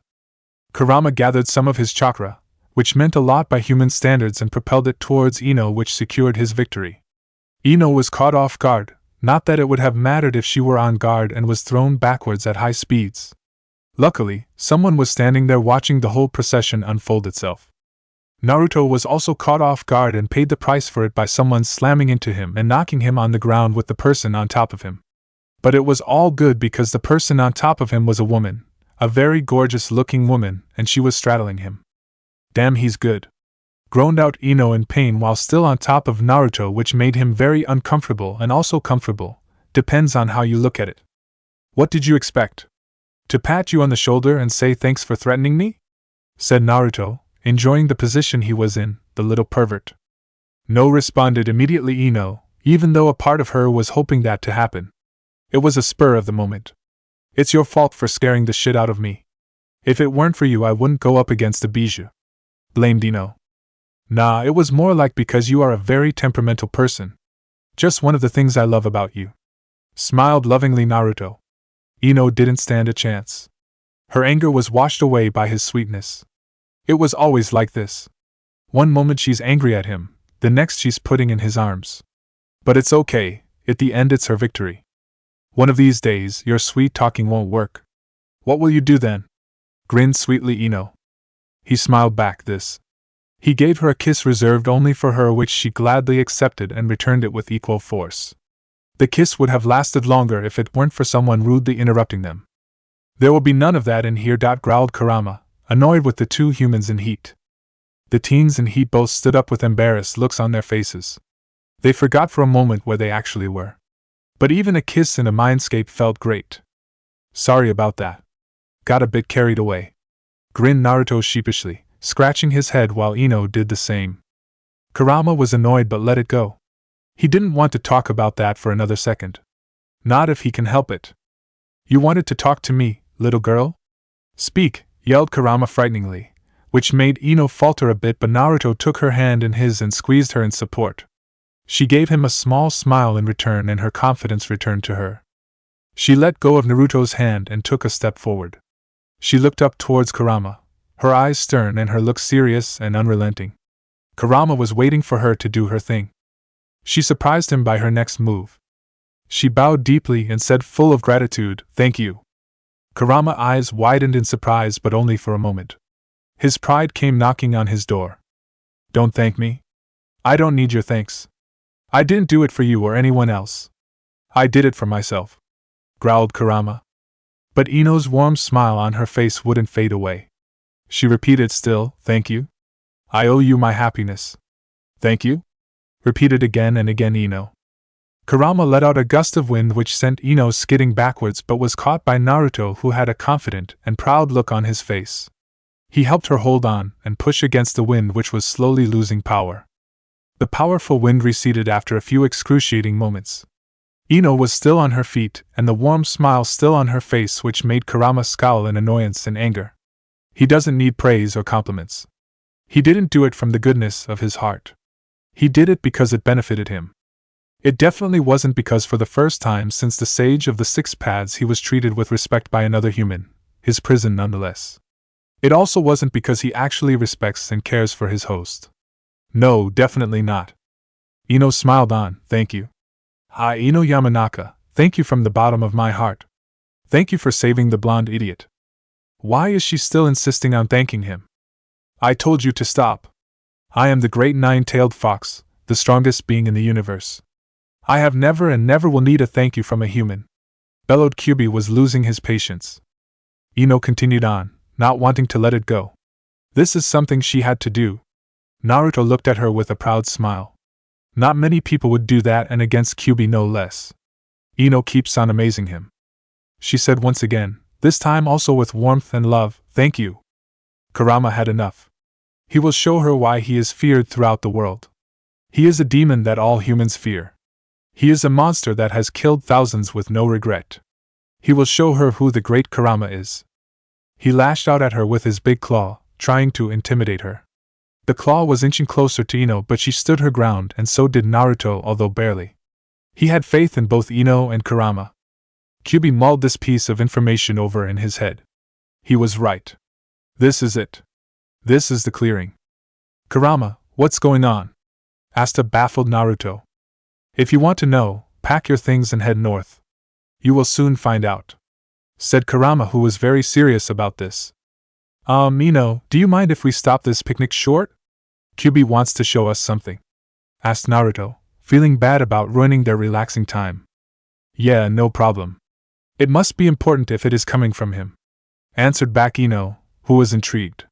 Naruto sealed everything back into the sealing scroll and took hold of Ino's hand and then started walking north.